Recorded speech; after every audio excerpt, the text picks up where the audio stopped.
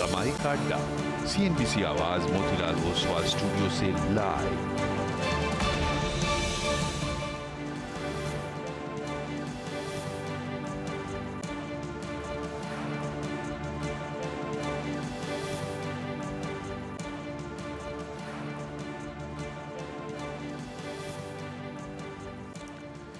नमस्कार, CNBC आवाज़ Motilal Oswal studio में आपका स्वागत है। खराब शुरुआत मार्केट्स की इस हफ्ते के पहले दिन, खासतौर से बैंक निफ्टी में, जहां एक तगड़ा दबाव करीब 1% का। बात करेंगे इन सब पर, लेकिन पहले हेडलाइंस। हफ्ते की शुरुआत में बाजार पर दबाव, सेंसेक्स निफ्टी करीब ½ % नीचे, बैंक निफ्टी भी 1% टूटा। स्मॉल कैप शेयरों में गिरावट ज्यादा, इंडेक्स करीब 1.5% नीचे। टाटा सेंस के IPO ना आने की खबरों के बाद टाटा ग्रुप के तमाम स्टॉक्स में दिखा दबाव। टाटा केमिकल्स 11% नीचे, टाटा इन्वेस्टमेंट भी 5% तक टूटा। टाटा मोटर्स, टाटा पावर सब कमजोरी के साथ कर रहे हैं कारोबार।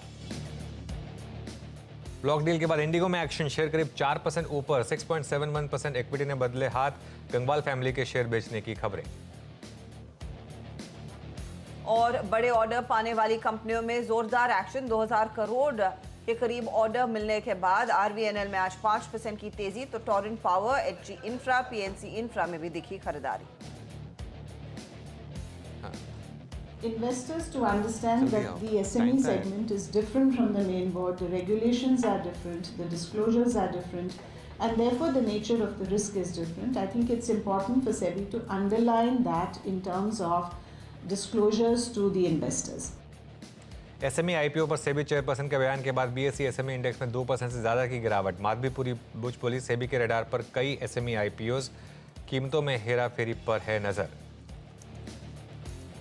और इलेक्टोरल बॉन्ड पर सुप्रीम कोर्ट का आदेश, SBI कल तक दे इलेक्टोरल बॉन्ड का पूरा डेटा। कहा चुनाव आयोग 15 मार्च तक वेबसाइट पर डाले जानकारी। SBI ने मांगा था 30 जून तक का समय। ओके, चलिए फिर बात करेंगे मार्केट की। इस समय हर्षदा वीरवर में रहेंगे अगले 1.5 घंटे आपके साथ। मार्केट में काफ़ी सेलिंग प्रेशर, एक बार एडवांस डिक्लाइन लेकर आइए जरा आप, और देखिए किस तरीके से इस समय एडवांस डिक्लाइन काम कर रहा है। सबसे इम्पॉर्टेंट इंडिकेटर मार्केट का पिछले कई दिनों से यही लाइन है, और ये देखिए 545 to 1810, और स्मॉल कैप लगातार गिर रहा है। आज हमने सुबह शुरुआत की थी तो स्मॉल कैप इंडेक्स से किया था कि 1.7% स्मॉल कैप इंडेक्स नीचे इस महीने, और आज की 1.5% की गिरावट के बाद और यहाँ पर प्रेशर है। और आज मार्केट के लिए ऑब्वियसली लैक ऑफ ट्रिगर्स। सुबह एक बार के लिए देख के लग रहा था कि गिफ्ट निफ्टी शायद थोड़ा सा हमको गुमराह करने के मूड में है, क्योंकि क्यूज़ थे नहीं उस हिसाब से। मार्केट में एक्चुअली लैक ऑफ ट्रिगर्स, उसकी वजह से मार्केट में एक थोड़ा सा सेलिंग प्रेशर विजिबल था। और अब अगर आप देखें यहाँ पर इस समय तो एक बैड क्लोज की तरफ बढ़ते हुए हम बैंक निफ्टी के अभी काफ़ी ख़राब सेटअप। और आज सुबह एक और चीज़ जो हमने डिस्कस की थी कि सेटअप भी ओवरबॉट था मार्केट का, थोड़ा शायद एक करेक्शन की उम्मीद थी, लेकिन हम देखते हैं करेक्शन में बाइंग आती है नहीं। नॉर्मली इस तरह की करेक्शन में लास्ट के घंटे में बाइंग आती है, लेकिन आज का लास्ट का 1 घंटा कैसा रहेगा ये देख लेते हैं। Good afternoon. गुड आफ्टरनून अनुज। लेवल्स के लिहाज से अनुज, कंसिडरिंग आज शुरुआत हमने 22,500 के आसपास की, और वहां से अब हम 22,400 के करीब ट्रेड करते दिखाई दे रहे हैं। आज ऑफ कोर्स इंट्राडे में 366 तक का भी डिप दिखाया है। तो हम कैसे प्लेस्ड हैं इस, I think range bound movement देखने को मिला है पूरे दिन, लेकिन इस रेंज में कैसे प्लेस्ड है अगर लोअर एंड की तरफ क्लोज आता है? देखिए बिल्कुल हर्षदा, एक चीज़ है मार्केट में, अब थोड़ा सा आपको इन लेवल्स पर बीच बीच में केयरफुल रहना पड़ेगा। एक चीज़ जो मैंने कही थी कि भले निफ्टी 22,500 पर है, पोर्टफोलियो ऑलरेडी 21,500 पे आ चुके हैं लोगों के। और इसके लिए मैंने एक चीज़ सुबह भी कही थी कि जो स्विंग ट्रेडर्स हैं उनको तो एक बार एग्जिट कर लेना चाहिए। मैं कहा था 22,600 के आसपास एग्जिट कर लीजिए, मार्केट ने मौका ही नहीं दिया, 22,525 से ही घूम गया वो। तो खैर ठीक है, लेकिन अगर आप पोजिशनली लॉन्ग है ना, अभी भी एक बेनिफिट ऑफ डाउट दें इस मार्केट को, और 22,224, लेकिन बहुत स्ट्रिक्ट स्टॉप लॉस रखें, उसको एक पॉइंट भी एडजस्ट ना करें 22,224 को। और अगर वो इंटैक्ट है तो 22,300 से 22,350 एक आपका जोन होगा एक बार फिर से फ्रेश बाइंग करने का। उसके काफ़ी करीब गए थे हम, 22,366 तक गए थे। मेरे ख्याल से बैंक निफ्टी थोड़ी सी इंटरेस्टिंग है, क्योंकि बैंक निफ्टी लास्ट वेडनेसडे तक आउट परफॉर्म कर रहा था। थर्सडे को बैंक निफ्टी ने अंडर परफॉर्म किया। मुझे लगा कि एक ही दिन की अंडर परफॉर्मेंस, लेकिन आज बैंक निफ्टी में तगड़ी अंडर परफॉर्मेंस है। अब 47,400 के ऊपर अगर बंद नहीं हुआ तो मैं कहूँगा कि फिर आप निकल जाइए बैंक निफ्टी से, क्योंकि अच्छा खासा जो प्रॉफिट बनाया ना उसको लूज करने का कोई मतलब नहीं है। तो 47,400 के ऊपर अगर हम बंद हो गए तो ठीक है मामला, लेकिन अगर उसके नीचे बंद हुए तो फिर मैं कहूँगा कि एग्जिट करने की कोशिश करिए पे। ओके, तो थोड़ा सा संभल कर चलने की पूरी हिदायत यहाँ पर। 47,400 के ऊपर बंद होते हैं या नहीं देखेंगे। फिलहाल 47,351 के आसपास ट्रेड देखने को मिला है। ओवरऑल मार्केट ऊपरी लेवल से अच्छी खासी मुनाफा वसूली दिखा रहा है। वीरू, कंस्टिंग हफ्ते की शुरुआत है, कोई इंटरेस्टिंग स्टॉक्स जो शायद वायदे में रेडार पर आए हैं? गुड आफ्टरनून अनुज, गुड आफ्टरनून हर्षिता। मेरे पास भी बताने को कुछ कम है क्योंकि स्टॉक्स ऐसे कम हैं जिनके अंदर दम है हर्षिता इस वक्त। मैं 2 ही स्टॉक्स का जिक्र करूँगा यहाँ पे। दैट्स चोला, आपकी स्क्रीन पे आएगा, करीब 1.5% ऊपर है हर्षिता, लगभग 1.5% की तेजी के साथ 1103 पे ट्रेड कर रहा है। मैं इस मार्केट में आई थिंक जो हायर लेवल्स पे अभी एज ऑफ नाउ टिकने की थोड़ी गुंजाइश कम नजर आ रही थी, सुबह 1.5 लो के आसपास ही ट्रेड कर रहे हैं। हम ऐसे स्टॉक्स को नहीं पिक करेंगे जिनमें बहुत ज़्यादा मतलब वाइल्ड स्विंग आ चुका हो। मैं ऐसे स्टॉक्स को गेस कर रहा हूं जो कि लोअर ट्रैजेक्टरी से बाहर निकल रहे हैं। चोला फाइनेंस हर्षिता, आज इसने 20 डे को लगभग आप समझ लीजिएगा कि 30 जनवरी के बाद अटेम्प्ट किया। एक पुल बैक था, 200 डे एक्सपोनेंशियल मूविंग एवरेज का आज का इंट्राडे हाई था। बट स्टैट्स जिस प्रकार के हैं, आई थिंक अगर इसका एक थ्रेशोल्ड पॉइंट है कि 1110 के ऊपर अगर टिका फ्यूचर्स में तो शायद इसे एक शॉर्ट कवरिंग है। तो मैं कंडीशनल अगर आप देखें स्टॉक्स यहाँ पे रिकमेंड कर रहा हूँ या फिर बता रहा हूँ, तो ये एक लगभग जनवरी लास्ट से स्लिपिंग जो एक डाउनवर्ड ट्रैजेक्टरी है उससे बाहर निकल के आने की कोशिश कर रहा है। एक है चोला और दूसरा है अपोलो हॉस्पिटल्स। अगेन ये भी उसी प्रकार का स्टॉक है। कुछ आई थिंक उस खबर के बाद जो सुप्रीम कोर्ट की टिप्पणी थी उसके बाद जो खबर के बाद डिप आया था हॉस्पिटल स्टॉक्स में, डेरिवेटिव्स में सबसे बड़ी शॉर्टिंग अपोलो में हुई थी। आपकी स्क्रीन पे देखिए आज प्राइस अप और ओआई घटा है, तो first instance of I think short covering है। ये पहला इतना स्ट्रॉन्ग सेशन है उस खबर के बाद और आज इसने अपने 50 डे एक्सपोनेंशियल मूविंग एवरेज की ट्रैजेक्टरी को रीगेन किया एट 6178। आज तक आई थिंक मैं 2 ही स्टॉक्स आज बताऊंगा जिनमें पुल बैक लग रहा है गुंजाइश। दैट्स अपोलो हॉस्पिटल्स और एक चोला फाइनेंस। आज तक Apollo hospitals and Chola finance. और चोला फाइनेंस का आज का मूव ऑफ कोर्स रेडार पर है ही, लेकिन ध्यान रखिएगा पिछले 2-3 ट्रेडिंग सेशन से पिछले हफ्ते भी ये रुक के थोड़ा सा अपनी तरफ अटेंशन ला रहा था। आपके लिए कुछ ट्रेंडिंग काउंटर स्क्रीन पर लेकर आते हैं जहां पर दोनों तेजी मंदी के सौदे बनते दिखाई दिए हैं। गिरने वाले स्टॉक्स के साथ शुरुआत करेंगे क्योंकि यहाँ पर सेल साइड की पोजीशंस आज बाजार में ज़्यादा देखने को मिली है। तो दिग्गजों में आप देखिएगा टाटा ग्रुप कंपनियां, टाटा कंज्यूमर, टाटा स्टील जैसे काउंटर्स ये इनफैक्ट आज लड़खड़ाए हैं। पावर ग्रिड, बजाज ऑटो ये दूसरे काउंटर जहां पर 2-2% का करेक्शन देखने को मिला। मिड कैप साइड पर ये तो होना ही था कि टाटा केमिकल्स में आज करेक्शन आए, करीब 10-11% नीचे ये। इंडियन होटल्स भी उस लिहाज से दबाव में। ग्रैन्यूल्स और वोडाफोन आइडिया के स्टॉक्स करेक्शन दिखा रहे हैं। तेजी की तरफ हालांकि कुछ डिफेंसिव काउंटर्स हैं। अब देखिएगा नेस्ले में कुछ खरीदारी के अंश, अपोलो हॉस्पिटल, सिप्ला जैसे ट्रेड्स, लाइफ इंश्योरेंस कंपनियों में एसबीआई लाइफ जैसा ट्रेड, ये कुछ तेजी की पोजीशंस अपने नाम कर पाया है। इंटरग्लोब एविएशन आज का एक बड़ा मूवर था ब्लॉक डील के बाद। आईसीआईसीआई प्रू, आरईसी, सीमेंस ये दूसरे ट्रेड्स हैं जहां पर कुछ खरीदारी का के अंश आज साफ तौर से बनते दिखाई दिए हैं। तो इनमें से कुछ स्टॉक्स की हम चर्चा करेंगे डिटेल में तेजी और मंदी की तरफ। फिलहाल हमारे पैनल से मुलाकात कर लेते हैं। फंडामेंटल्स के लिए हम बात करेंगे शरद अवस्थी से। टेक्निकल कॉल्स के लिए हमारे साथ प्रकाश गाबा, मानस जायसवाल, राजेश सातपुते, राजेश पालविया, शिल्पा राउत और नीलेश जैन हैं। 2:15 बजे फोकस रहेगा आरबीएल बैंक पर। दरअसल बजाज फाइनेंस के लिए एक सेटबैक है क्योंकि आरबीएल बैंक दूसरे पार्टनर्स की शायद तलाश में है, उस पर डिटेल्स लेकर आएंगे। साथ ही साथ 2:20 पर कॉर्पोरेट स्कैन में जुपिटर वैगन्स के एमडी विवेक लोहिया हमारे साथ होंगे। 2:30 के आसपास हॉर्मिस फटाकिया आपको बताएंगे कि कितनी भरोसेमंद है सरकारी कंपनियों की रैली। ऑफ कोर्स आगे बीटीएसटी ट्रेड्स, एसटीबीटी ट्रेड से पहले मार्केट बिग वॉइस आपके लिए लेकर आएंगे। क्वेस्ट इन्वेस्टमेंट एडवाइजर्स के चीफ इन्वेस्टमेंट ऑफिसर अनिरुद्ध सरकार हमारा साथ देंगे। 3 बजे यतन आपको बताएंगे डीलिंग रूम का जायजा और क्लोजिंग की तरफ भी बढ़ेंगे।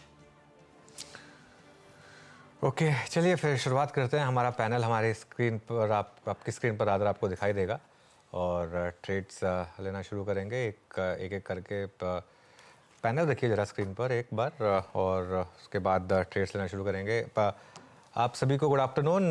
कोई है नहीं शायद, गुड आफ्टरनून किसको बोल रहा हूँ मैं, है क्या स्क्रीन पर? ओके, चलिए गाबा सर आप बताइए क्या ट्रेड रहेगी आपकी? या गुड आफ्टरनून टू यू। बिल्कुल मैं हूं पैनल में, और स्टॉक जो मैंने चुना है इस वक्त वो है REC। इसमें एक ब्रेकआउट मिला है, अभी अभी मिला है ब्रेकआउट। ट्रेड कर रहा है 485 के आसपास। कुछ करीब 5-6 दिनों से एक साइडवेज मूव था, लेकिन ये साइडवेज मूव में एक रनिंग कहते हैं, एक रनिंग करेक्शन, तो इस पे स्ट्रेंथ है। 480 का स्टॉप लगाना चाहिए, सिर्फ 5 रुपए का। टारगेट मेरे ख्याल से 500 का नजर आना चाहिए, तो 500 के टारगेट के लिए ले सकते हैं REC।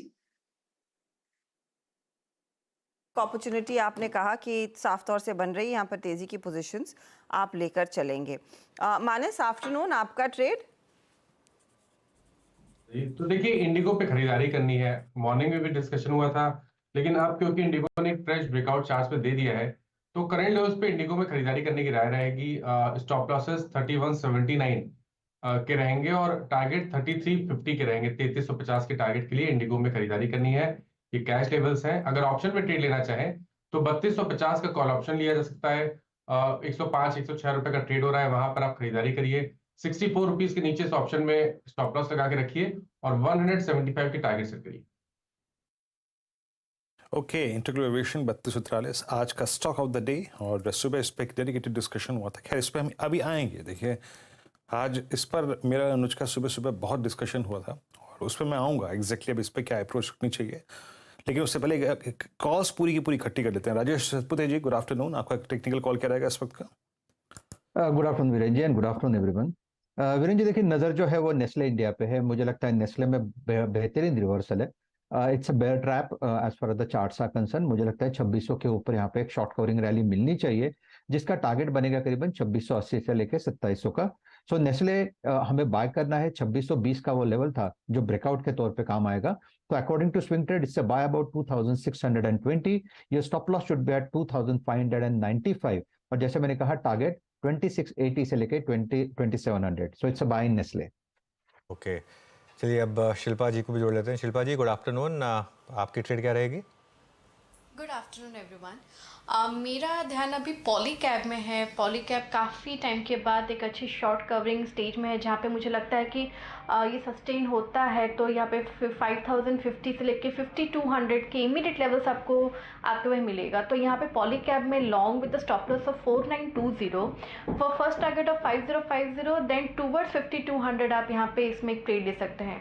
इसको हमने प्रभुदास लीलाधर में 5200 का call option as a low risk and high gains के हिसाब से हमने इसको रेकमेंड किया है। किसको ऑप्शंस के थ्रू करना था, आप वैसे भी कर सकते हैं। ओके, तो ये फिलहाल आपके लिए एक ट्रेड पॉलीकैब पिक किया है शिल्पा जी ने। नीलेश, आफ्टरनून आपका ट्रेड क्या रहेगा?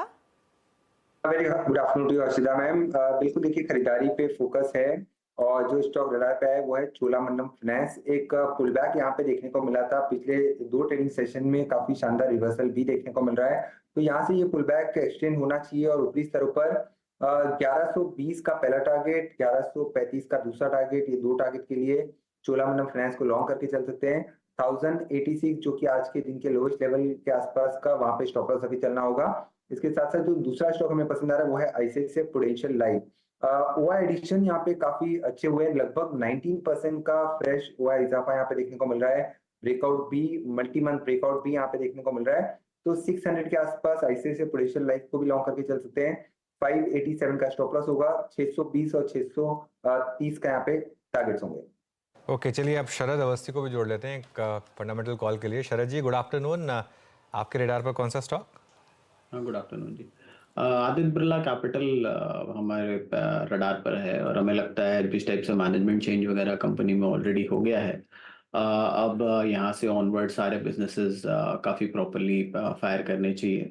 ग्रोथ टारगेट्स काफ़ी अग्रेसिव है कंपनी के। अगले 3 से 4 साल में वो अपनी हाउसिंग लोन की बुक और एनबीएफसी के बुक को डबल करने की बात कर रहे हैं। तो और एसेट क्वालिटी में भी लगातार हमें यहाँ से सुधार मिलना चाहिए। इसके अलावा रिसेंटली कुछ फंड्स कंपनी ने ऑलरेडी रेज किए थे, जिसकी वजह से लिक्विडिटी पोजीशन काफ़ी कंफर्टेबल है, और भी मोनेटाइजेशन के भी प्रोबेबिलिटीज़ हैं एएमसी बिजनेस में, और आपके एक और इंश्योरेंस में। वहाँ से मोनेटाइजेशन होता है तो और ज़्यादा लिक्विडिटी पोजीशन इंप्रूव हो जाएगी, जो इस ग्रोथ को कैटर करने के लिए काफ़ी हो जाएगी। तो हमारा ये मानना है कि कंपनी में ग्रोथ काफ़ी रोबस्ट रहनी चाहिए अगले साल 2 साल, और 30 से 40 रुपए की बुक वैल्यू में अक्रेशन अगले 2 साल में होनी चाहिए।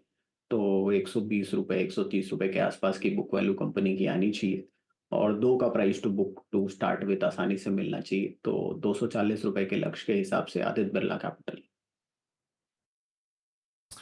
ओके, आदित्य बिरला कैपिटल 180 पर यहाँ पर शरद जी का बाय कॉल है। ट्रेड्स यहाँ पे पूरे हो गए।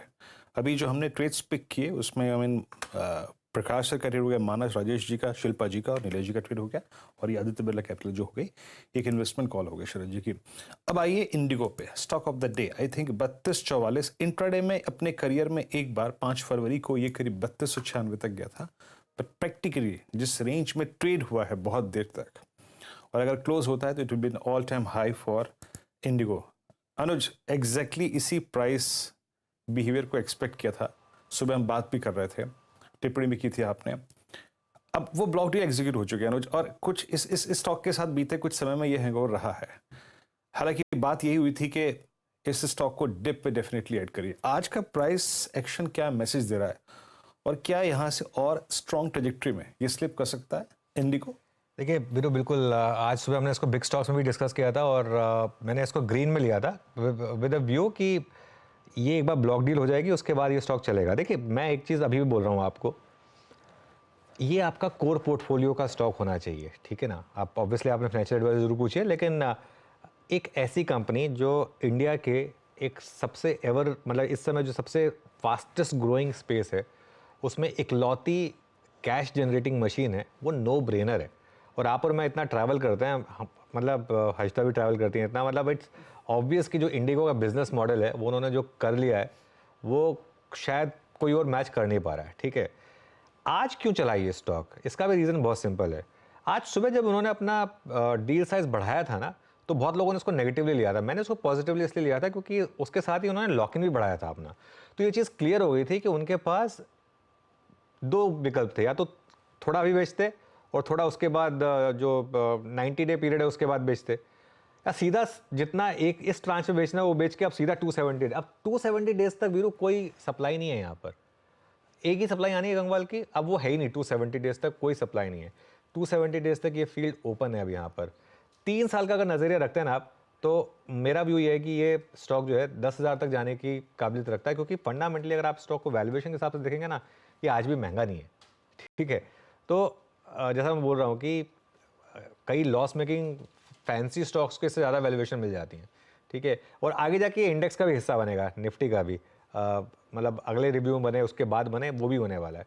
तो उस हिसाब से गलत जाने के चांसेस यहाँ पर बहुत कम है, और यही मौके होते हैं जिसमें आपको ये मिलता है। अच्छा, फ्लोर प्राइस 2900 था, तो एटलीस्ट एक चीज़ क्लियर हो गई थी कि 2900 से नीचे तो जगह है नहीं, ठीक है। तो 3050 पर स्क्रीन पर अच्छा खासा सुबह दिख रहा था, और वहाँ से 3250 का रेट आ गया। लेकिन मेरे ख्याल से अब ये नया ऑल टाइम हाई, जैसा आपने बोला मैटर ऑफ टाइम, प्रैक्टिकली तो आ ही गया ऑल टाइम हाई, लेकिन मेरे ख्याल से नया ऑल टाइम हाई भी लगेगा। और ये ऐसे स्टॉक्स हैं जिनका ना मतलब मार्केट से इतना इम्पैक्ट नहीं हो रहा कि मार्केट में अगर कभी कल को कोई ख़राब फेज़ आ गया तो ऐसा नहीं कि इंडिगो बहुत ज़्यादा गिर जाएगा। ये वो स्टॉक्स है जो स्टेबल रहते हैं ख़राब मार्केट में भी। और एक और चीज़, ब्रेंड भी थोड़ा लोअर हुआ है, उसका ही मेरे ख्याल से थोड़ा फ़ायदा मिला। तो काफ़ी चीज़ें एडअप हो गई, और इसकी वजह से आज इंडिगो इतना चला। जी हाँ, एक परफेक्ट रेसिपी थी आज इसके लिए चलने के लिए, और it's 3251 tick by tick charge रखिएगा। बातचीत करते करते एक बार फिर से इस बातचीत के दौरान ही आप समझ लीजिएगा कि 12 रुपये 15 रुपये भागा। It's almost 3251। मानस, एक टेक्निकल सेंस आपका थोड़ा सा रोड मैप दिखाने के लिए, आज जो कैंडल है वो आई थिंक पूरे फरवरी और मार्च के इन सेशंस को बटोर के ले गई अपने साथ। पूरा प्राइस एक्शन जो था इस 2 महीने का कवर कर लिया इसने। आपका व्यू, अगर ये क्लोज हमें मिल रहा है 3245 का, तो नई ट्रेजेक्ट्री क्या होगी इस फ्लैग के मुताबिक? तो देखिए 3250 के टारगेट मैंने मेंशन किए हैं, तो 3350 के टारगेट मैंने मेंशन किए हैं, तो वो तो बिल्कुल शॉर्ट टर्म के आने वाले 1 से 2 दिनों में इंडिगो टेस्ट कर सकता है। लेकिन अगर हम पोजिशनली बात करें तो बिल्कुल सही आपने कहा कि ये कंसोलिडेशन के बाद जो ब्रेकआउट देखने को मिला है, उसके बेसिस पे अगर हमें टारगेट सेट करने होंगे तो वो 3550 के आते हैं। शायद इसमें 1 महीने भर का समय लगेगा, लेकिन अब ये एक ऐसा स्टॉक है जो हर गिरावट पे खरीदारी करनी चाहिए। यहाँ पर 3100 रुपए के नीचे पोजिशनल बेसिस पे स्टॉप लॉस लगा के रखिए, और टारगेट 3550 से 3600 रुपए के सेट करिए इंडिगो में।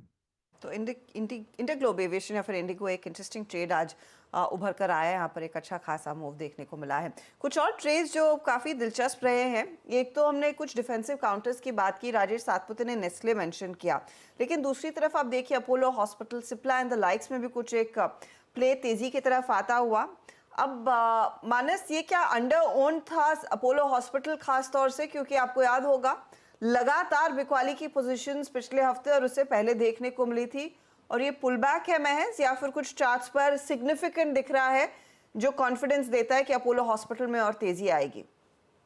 तो बिल्कुल कॉन्फिडेंस देता है, क्योंकि अगर आपको याद हो तो मेरे ख्याल से जो 2021 में हाईज बने थे उसको 2 हफ्ते पहले स्टॉक ने ब्रेक किया था। उसके बाद हमने रैली देखी, 6800 तक स्टॉक गया, करेक्शन में उसी हाई के आसपास स्टॉक ने सपोर्ट लिया है। मेरा समझना है कि I think short term bottom बन गया, और मैंने इसको शॉर्टलिस्ट भी किया हुआ था एक रिकमेंडेशन देने के लिए।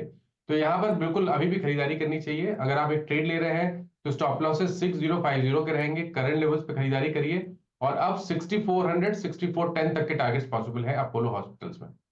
तो 6410 तक के लेवल्स देखने को मिल सकते हैं। शरद, वो खबर तो आपने भी सुनी होगी और उस पर काफ़ी ज़्यादा चर्चा भी हुई थी पिछले कुछ हफ्तों में कि सरकार एक स्टैंडर्ड रेट लाना चाहती है। उसके बाद इन स्टॉक्स में खासी गिरावट रही। क्या वो सभी नेगेटिव्स बच गए हैं स्टॉक में इस प्राइस पर? आपकी अप्रोच क्या होगी हॉस्पिटल कंपनियां and most importantly Apollo hospital? देखिए, अक्रॉस द बोर्ड अगर आप लॉन्ग टर्म इन्वेस्टर हैं तो मेरा ये मानना है कि हॉस्पिटल स्पेस में इंडिया में ग्रोथ की इमेंस पोटेंशियल है। मे बी अभी जो प्राइसेस है वो साल 2 साल ऑप्टिमली डिस्काउंट कर रहे हैं, तो वहां से बहुत ज़्यादा आपको इम्प्रूवमेंट ना देखने को मिले। अगर मुझे एक स्टॉक पिक करना हो तो मैं नारायणा हृदयालय के साथ जाना चाहूँगा, जहाँ मुझे लगता है वैल्यूएशन अभी भी कंफर्टेबल हैं। एक आधे और नाम हो सकते हैं, एग्जैक्टली मुझे याद नहीं है।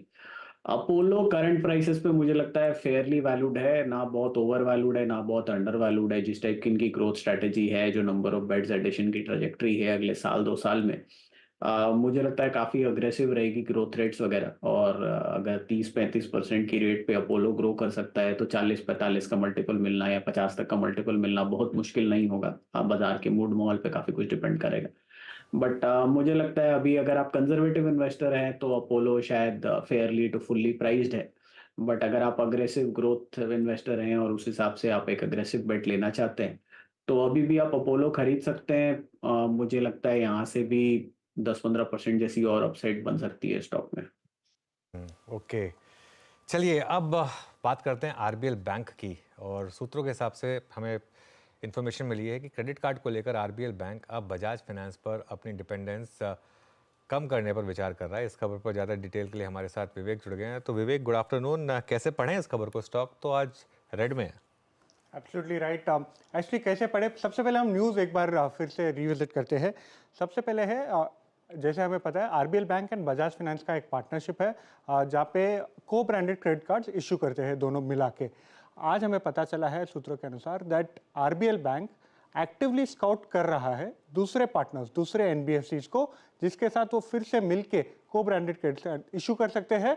और इसमें क्या होगा कि बजाज फाइनेंस का एक तो डिपेंडेंस कम होगा और जो पेनिट्रेशन है क्रेडिट कार्ड का वो बढ़ेगा। तो इन दैट रिस्पेक्ट ये पॉजिटिव है आरबीएल बैंक के लिए। ये क्यों हुआ है and why is RBL bank confident कि ये कर सकता है? मार्च 7 को आरबीआई ने एक सर्कुलर निकाला और ये सर्कुलर बहुत इंपॉर्टेंट है, specially from point of view of NBFCs and also इसका जो रीड अक्रॉस है या रीड थ्रू है वो आरबीएल बैंक के लिए भी इंपॉर्टेंट है।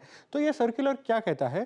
सर्कुलर कहता है अगर बैंक्स और एनबीएफसीज जो ऑलरेडी रजिस्टर हो चुके हैं आरबीआई के साथ, उन्हें आरबीआई का एक्सप्लिसिट या स्पेसिफिक परमिशन की जरूरत नहीं है कोई भी को ब्रांडेड क्रेडिट कार्ड लॉन्च करने के लिए। उसके हिसाब से मॉर्गन स्टैनली ने भी आज नोट लिखा है। मॉर्गन स्टैनली ने बोला है ये जो वर्डिंग है आरबीआई का ये पॉजिटिव है एनबीएफसीज के लिए, क्योंकि कई सारे एनबीएफसीज इसके मुताबिक दे कैन गो टाइप कर सकते हैं बैंक्स के साथ और को branded credit cards, debit cards launch कर सकते हैं। मॉर्गन स्टैनली ने स्पेसिफिकली आरबीएल बैंक और बजाज फाइनेंस के बारे में भी लिखा है। उन्होंने बोला है, आपको अगर याद होगा, 3 महीने पहले बजाज फाइनेंस को सिर्फ 1 साल का एक्सटेंशन मिला था। उनको चाहिए था 2 साल का एक्सटेंशन, बट मिला था सिर्फ 1 साल का एक्सटेंशन। एंड ये स्लाइट नेगेटिव था बिकॉज आरबीआई का जो वर्डिंग था लेटर में वो भी काफ़ी नेगेटिव था। मॉर्गन स्टैनली बोलता है कि मार्च 7 का सर्कुलर से अगर हम देखें तो ये एक्चुअली इसका मतलब है कि बजाज फाइनेंस को कोई भी एक्सटेंशन लेने की ज़रूरत नहीं है। इसका मतलब यही होना चाहिए कि ये पार्टनरशिप चल सकता है जब तक आरबीएल बैंक है और बजाज फाइनेंस चाहते हैं। याद रखिए, फॉर पार्टनरशिप बैंक्स को आरबीआई से परमिशन की जरूरत नहीं है, एनबीएफसीज को जरूरत होती है। तो जो एनबीएफसी पार्टनर करना चाहते हैं उसके लिए ये पार्टनरशिप और आरबीआई का अप्रूवल अब तक नेसेसरी था। अब अगर आप आरबीआई के साथ ऑलरेडी जुड़े हुए हैं, if you are registered with RBI, तो आपको लेने की जरूरत नहीं है। तो उसके हिसाब से मॉर्गन स्टैनली बोल रहे हैं कि ये काफी, जो पिछले हफ्ते काफी चर्चा थी इन टर्म्स ऑफ वरीज कि को ब्रांडेड पार्टनरशिप्स का क्या होगा, ऑल्सो कई सारे एक्शन हुए एनबीएफसीज में, उसके हिसाब से बोल रहे हैं ये पॉजिटिव है और ओवरऑल एनबीएफसी सेंटिमेंट के लिए ये पॉजिटिव है। ओके, ओवरऑल एनबीएफसी सेंटिमेंट के लिए पॉजिटिव उभर कर आएगा। इसीलिए बजाज फाइनेंस में हम देख रहे हैं कि तेजी बनी हुई है। हाउएवर आरबीएल बैंक थोड़ा सा साइडवेज टू 2% नीचे ट्रेड करता हुआ दिखाई दे रहा है। शुक्रिया इस अपडेट के लिए विवेक। शरद, आपकी राय क्या रहेगी दोनों प्लेयर्स पर, RBL and specially Bajaj finance, क्योंकि बजाज फाइनेंस के लिए शायद ये पार्टनरशिप्स काफी इंपॉर्टेंट भी हैं। देखिए, बजाज फाइनेंस में ये पार्टनरशिप तो सर्टेनली इम्पोर्टेंट है उनके लिए, क्रेडिट कार्ड बिजनेस में एक अग्रेसिव ग्रोथ पाथ परस्यू करने के लिए। बट मुझे लगता है वैल्यूएशन के हिसाब से मैं अभी भी कंफर्टेबल नहीं हूँ बजाज फाइनेंस में। Already stock 4-5 time price to book पे ट्रेड कर रहा है फॉरवर्ड पे, तो बहुत ज़्यादा ग्रोथ यहाँ से आती हुई मुझे नहीं दिख रही है। एएमसी बिजनेस वगैरह में कैसे रैंप अप करके क्या कर पाते हैं वो देखना पड़ेगा, अगर उससे कोई पॉजिटिव सरप्राइज आता है तो। एज ऑन डेट मुझे लगता है जिस तरीके की लीनियर ग्रोथ की हम उम्मीद कर रहे हैं वो थोड़ा सा मुश्किल होगा बजाज फाइनेंस के लिए लगातार क्लॉक इन करना। तो बजाज फाइनेंस इन वैल्यूएशंस पे तो मैं कंफर्टेबल नहीं हूँ। आरबीएल बैंक अभी भी आपको 1.1-1.2 टाइम्स प्राइस टू बुक पे मिल रहा है और मेरे हिसाब से ग्रोथ रेट्स वगैरह स्टेडी रहने चाहिए। नेट एनपीए के नंबर्स ऑलरेडी 0.8-0.85 के आसपास आ गए। तो आरबीएल बैंक कंसिडरेबली कंसिडरिंग दोनों के कंपैरिजन में मुझे लगता है एक बेटर बेट होनी चाहिए लॉन्ग टर्म के हिसाब से। बट बजाज फाइनेंस मुझे लगता है अभी भी अवॉइड ही करना चाहिए, थोड़ी और डिप्स मिले तो वहाँ पे ग्रेजुअली एक्यूमुलेट करें। ओके अमीन भाई, जरा एक बार बैंक निफ्टी देखिए, अब 47,300 के नीचे क्लियरली आज बैंक निफ्टी में खासा सेलिंग प्रेशर है। और एक बार जरा बैंक निफ्टी का कॉन्ट्रीब्यूशन लेकर आइए, और प्रॉब्लम फिर वही की वही सारी कि बड़े प्राइवेट बैंक, खासतौर से एचडीएफसी बैंक 206 पॉइंट का कॉन्ट्रीब्यूशन। एक बेचारा एओ स्मॉल फाइनेंस कोशिश कर रहा है लेकिन 0.8 पॉइंट्स से कुछ हो नहीं पा रहा है। वो प्रॉब्लम ये है कि अगर सारे बैट्समैन फेल हो गए तो कुलदीप बेचारा क्या करेगा, वो प्रॉब्लम ये है। तो इसके लिए, लेकिन ये मेन जो है ना, ये HDFC bank, ICICI bank, Kotak bank, इनकी दिक्कत है। और निफ्टी भी गिर रहा है भजता है एक्चुअली। और मैं पता है, मैं एक बात बताऊँ, मेरे ना कुछ एक स्टैंडर्ड चीज़ें हैं। बहुत लोग कहते हैं कि क्या ये क्यों काम करता है। जैसे आज सुबह मैंने एक चीज़ की थी, जब भी आप FI cash, DI cash, FI index future और एफआई स्टॉक फ्यूचर, जब भी आप चारों में बाइंग देखते हैं ना, नॉर्मली मार्केट गिरता है। तब वो शायद एक साइन है कि थोड़ी सी थकावट आएगी। वो साइन है। आज सुबह जो हमने साइन डिस्कस किए थे उनमें एक साइन ये था, एक और साइन था इंडिया विक्स जो 4% नीचे गिर गया था, करीब 13 पे आ गया था। अभी जरा इंडिया विक्स ले आते हैं, क्योंकि बहुत ज़्यादा इंडिया विक्स आज थोड़ा सा ऊपर आ गया है 14.5, लेकिन फिर भी ये सुबह 13 के भी नीचे, 14 के भी नीचे आ गया था। ये एक और दिक्कत थी। और पुट कॉल रेशियो 1.27, मेरे ख्याल से अब होगा क्या, लाइव जो मैं ट्रैक कर रहा हूँ, पुट कॉल रेशियो हो गया 0.96, विक्स अब थोड़ा सा ऊपर आ गया है। आज देख लेते हैं, आज अगर इंडेक्स फ्यूचर्स वगैरह में थोड़ी सी सेलिंग आ गई ना एफआईएस की, कल वैल्यू होगी, फिर कल वो शॉर्ट कवरिंग आ जाएगी। तो ये मार्केट में ट्रेंड अभी भी पॉजिटिव है, मैं ये कह रहा हूँ मार्केट में। और जब तक 22,224 स्क्रीन पर इंटैक्ट है, निफ्टी में अभी भी कोई दिक्कत नहीं है। लेकिन हाँ, बैंक निफ्टी में आज का जो बार है वो थोड़ा नेगेटिव है, और अब क्लोज इंपॉर्टेंट है, क्योंकि अभी के लिए हम 44,400 के नीचे हैं, उसके ऊपर आना वापस ज़रूरी है। लेकिन आज जिस तरीके से लार्ज कैप में सेलिंग हुई है, और स्मॉल कैप इंडेक्स को लेकर आइए एक बार, दिक्कत सारी की सारी स्मॉल कैप में। मैं अभी भी लोगों को बोल रहा हूँ, अभी भी लेट नहीं हुआ है अगर आपने कुछ स्मॉल कैप्स में जहाँ वार्निंग साइंस हैं एग्जिट नहीं करा है तो, क्योंकि मार्केट कई बार चैरिटेबल होता है। अभी भी कई स्टॉक्स में एग्जिट दे रहा है आपको, कई ऐसे स्टॉक्स आए बीच में जिनमें एग्जिट नहीं मिली थी, ठीक है। तो अभी भी इस पर थोड़ा सा ध्यान रखें। इनफैक्ट आप वो स्मॉल कैप्स का जो जिक्र कर रहे थे, और स्मॉल कैप्स एक चिंता बन रही है। सेबी चेयरमैन की भी नजरें, दरअसल जिस तरह की तेजी हमने लेटली देखी है मिड और स्मॉल कैप शेयरों में, उसको लेकर सेबी चेयरमैन चिंता थोड़ी सी जाहिर करती हुई दिखाई दी। आज निवेशकों को सावधान करते हुए उन्होंने ये कहा है कि कुछ मिड कैप और स्मॉल कैप में बबल जैसी स्थिति बन रही है। इसके अलावा उन्होंने ये भी कहा कि एसएमई आईपीओ में भी सेबी के रेडार पर है, क्योंकि वहां पर भी हमने देखा है एक्सेप्शनल जो आवेदन आ जाते हैं और उसके बाद वो एक तरफा मूव आ जाता है, तो उससे भी सावधान रहना चाहिए। सुन लेते हैं उन्होंने एग्जैक्टली क्या कहा। There are pockets of froth. Navneet, that was the phrase you liked, you preferred. segments or sections of froth in the market. So some people call it a bubble, some may call it froth. The question is, it may not be appropriate to allow that bubble to keep building, because if it keeps building, then when it bursts, because a bubble will burst, by definition bubbles burst. So when they burst, they impact the investors adversely. That's not a good thing. So yes, that is also true. But are there others where the valuation parameters seem to be off the charts and not supported, by fundamentals at all, and completely appearing to be, as regulators like to call it, irrational exuberance?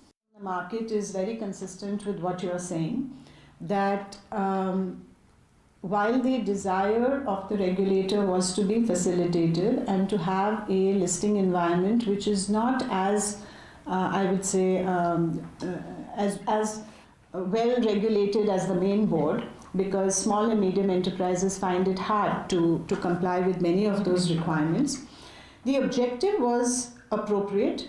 Are there some entities which are perhaps misusing that facilitative framework? We have received feedback that that is the case. I think as a first step, we are clear that some more disclosure in terms of risk factors. So for investors to understand that the SME segment is different from the main board, the regulations are different, the disclosures are different, and therefore the nature of the risk is different. I think it's important for SEBI to underline that in terms of disclosures to the investors. अनुज, एक चीज़ होती है जब हम आप बातचीत करते हैं और कहते हैं कि बहुत एक तरफा तेज़ी हो गई, थोड़ा सा संभल कर रही है, लेकिन जब रेगुलेटर खुद आकर कहता है कि शायद फ्रॉथ बढ़ रहा है, बबल इससे ज़्यादा बढ़ना नहीं चाहिए, I think that's the biggest warning sign. लेकिन क्या फिर यहाँ से लोग वाकई में मुनाफा वसूली करना शुरू करें? That's the big question. सबसे बड़ा, मैं तो कह रहा हूँ, हमने उस दिन वर्लपूल के प्रमोटर की बात की. प्रमोटर कह रहा है भाई मेरी कंपनी 50 टाइम हो गई है, यहाँ पे इन्वेस्टर कह रहा नहीं आप हमको बताया, मतलब यहाँ पे प्रमोटर आके माल हम जानते हैं, आप शायद हमारा मार्केट नहीं समझते. आप नहीं समझते मार्केट, आपको मार्केट की समझ नहीं है, आप बिजनेस समझते हैं, आपको मार्केट की समझ नहीं है, ठीक है ना. एसएमई की जहाँ तक बात है, ये मैंने खुद सेबी चेयरमैन को फीडबैक दिया था. मैंने भी फीडबैक दिया, जो सेबी चेयरमैन बोल रही हैं कि हमें फीडबैक मिला है, उनमें से एक मैं भी था जिन्होंने ये फीडबैक दिया था कि एसएमई में इस समय बहुत कुछ उल्टा पुल्टा चल रहा है और प्लीज़ इस पर ध्यान देना चाहिए रेगुलेटर को. और मुझे खुशी है, और हमारे पास अब एक ऐसा रेगुलेटर है जो एक्ट करता है. जी हाँ, SEBI dispensation, current SEBI dispensation है जो एक्ट करता है, ठीक है. और आफ्टर लॉन्ग टाइम सेबी का डर है. हर्षिता, ये बहुत बड़ी चीज़ है. सेबी का डर होना चाहिए, सबके मन में होना चाहिए. बहुत लोगों को लगता था कि क्या है सेबी, ये क्या कर लेगी, ऐसे नहीं होना चाहिए, ठीक है. तो आई थिंक प्रमोटर के भले क्वेश्चन ना सुने हो आपने, सेबी के सुन लीजिए प्लीज़. ये उनके पास सारा डेटा है और उन्होंने कुछ ना कुछ डेटा में देखा होगा और उन्होंने कुछ ना कुछ मैनिपुलेशन भी देखा होगा. तभी उन्होंने ये किया है. ऐसा नहीं है कि माधवी मैम एकदम से खाली बैठी थी, उन्होंने कहा चलो मैं एक प्रेस कॉन्फ्रेंस कर लेती हूँ. ऐसा नहीं हुआ है. वो उनके पास डेटा आया है, वो उन्होंने समझा उस डेटा को, उसके बाद उन्होंने एक्ट किया है, ठीक है ना. और इस पर तो देखिए आप, ऐसा है स्क्रीन पे दिखता है, हमने कितनी बार बोला है कि मिड कैप और स्मॉल कैप में इस समय एक इरैशनल एक्सुबरेंस चल रहा है. अच्छा, मैं दिक्कत क्या है ना, अभी जो कल परसों की डेटा है उसी को उठा कर देख लीजिए. अब 20,000 करोड़ की एसआईपी हो गई है. आप देख लीजिए मिड कैप फंड में कितना पैसा आ रहा है, स्मॉल कैप फंड में कितना पैसा आ रहा है, और लार्ज कैप में उल्टा आउटफ्लो हो रहा है. तो फंड मैनेजर बेचारा क्या करे. उस दिन नीलेश भाई आए थे, नीलेश भाई ने पूरा वो एक्सप्लेन किया था, अपना हाथ ऐसे बना के कि वैल्यूएशन लार्ज कैप का ऐसे होता है, मिड कैप का ये. अब ये ऐसा हो गया कि ये large cap, mid cap, micro, mini, और उसके ऊपर वो एसएमई चार्ट से भी बाहर निकल गए. तो अब सीन ये हो गया है इसके लिए.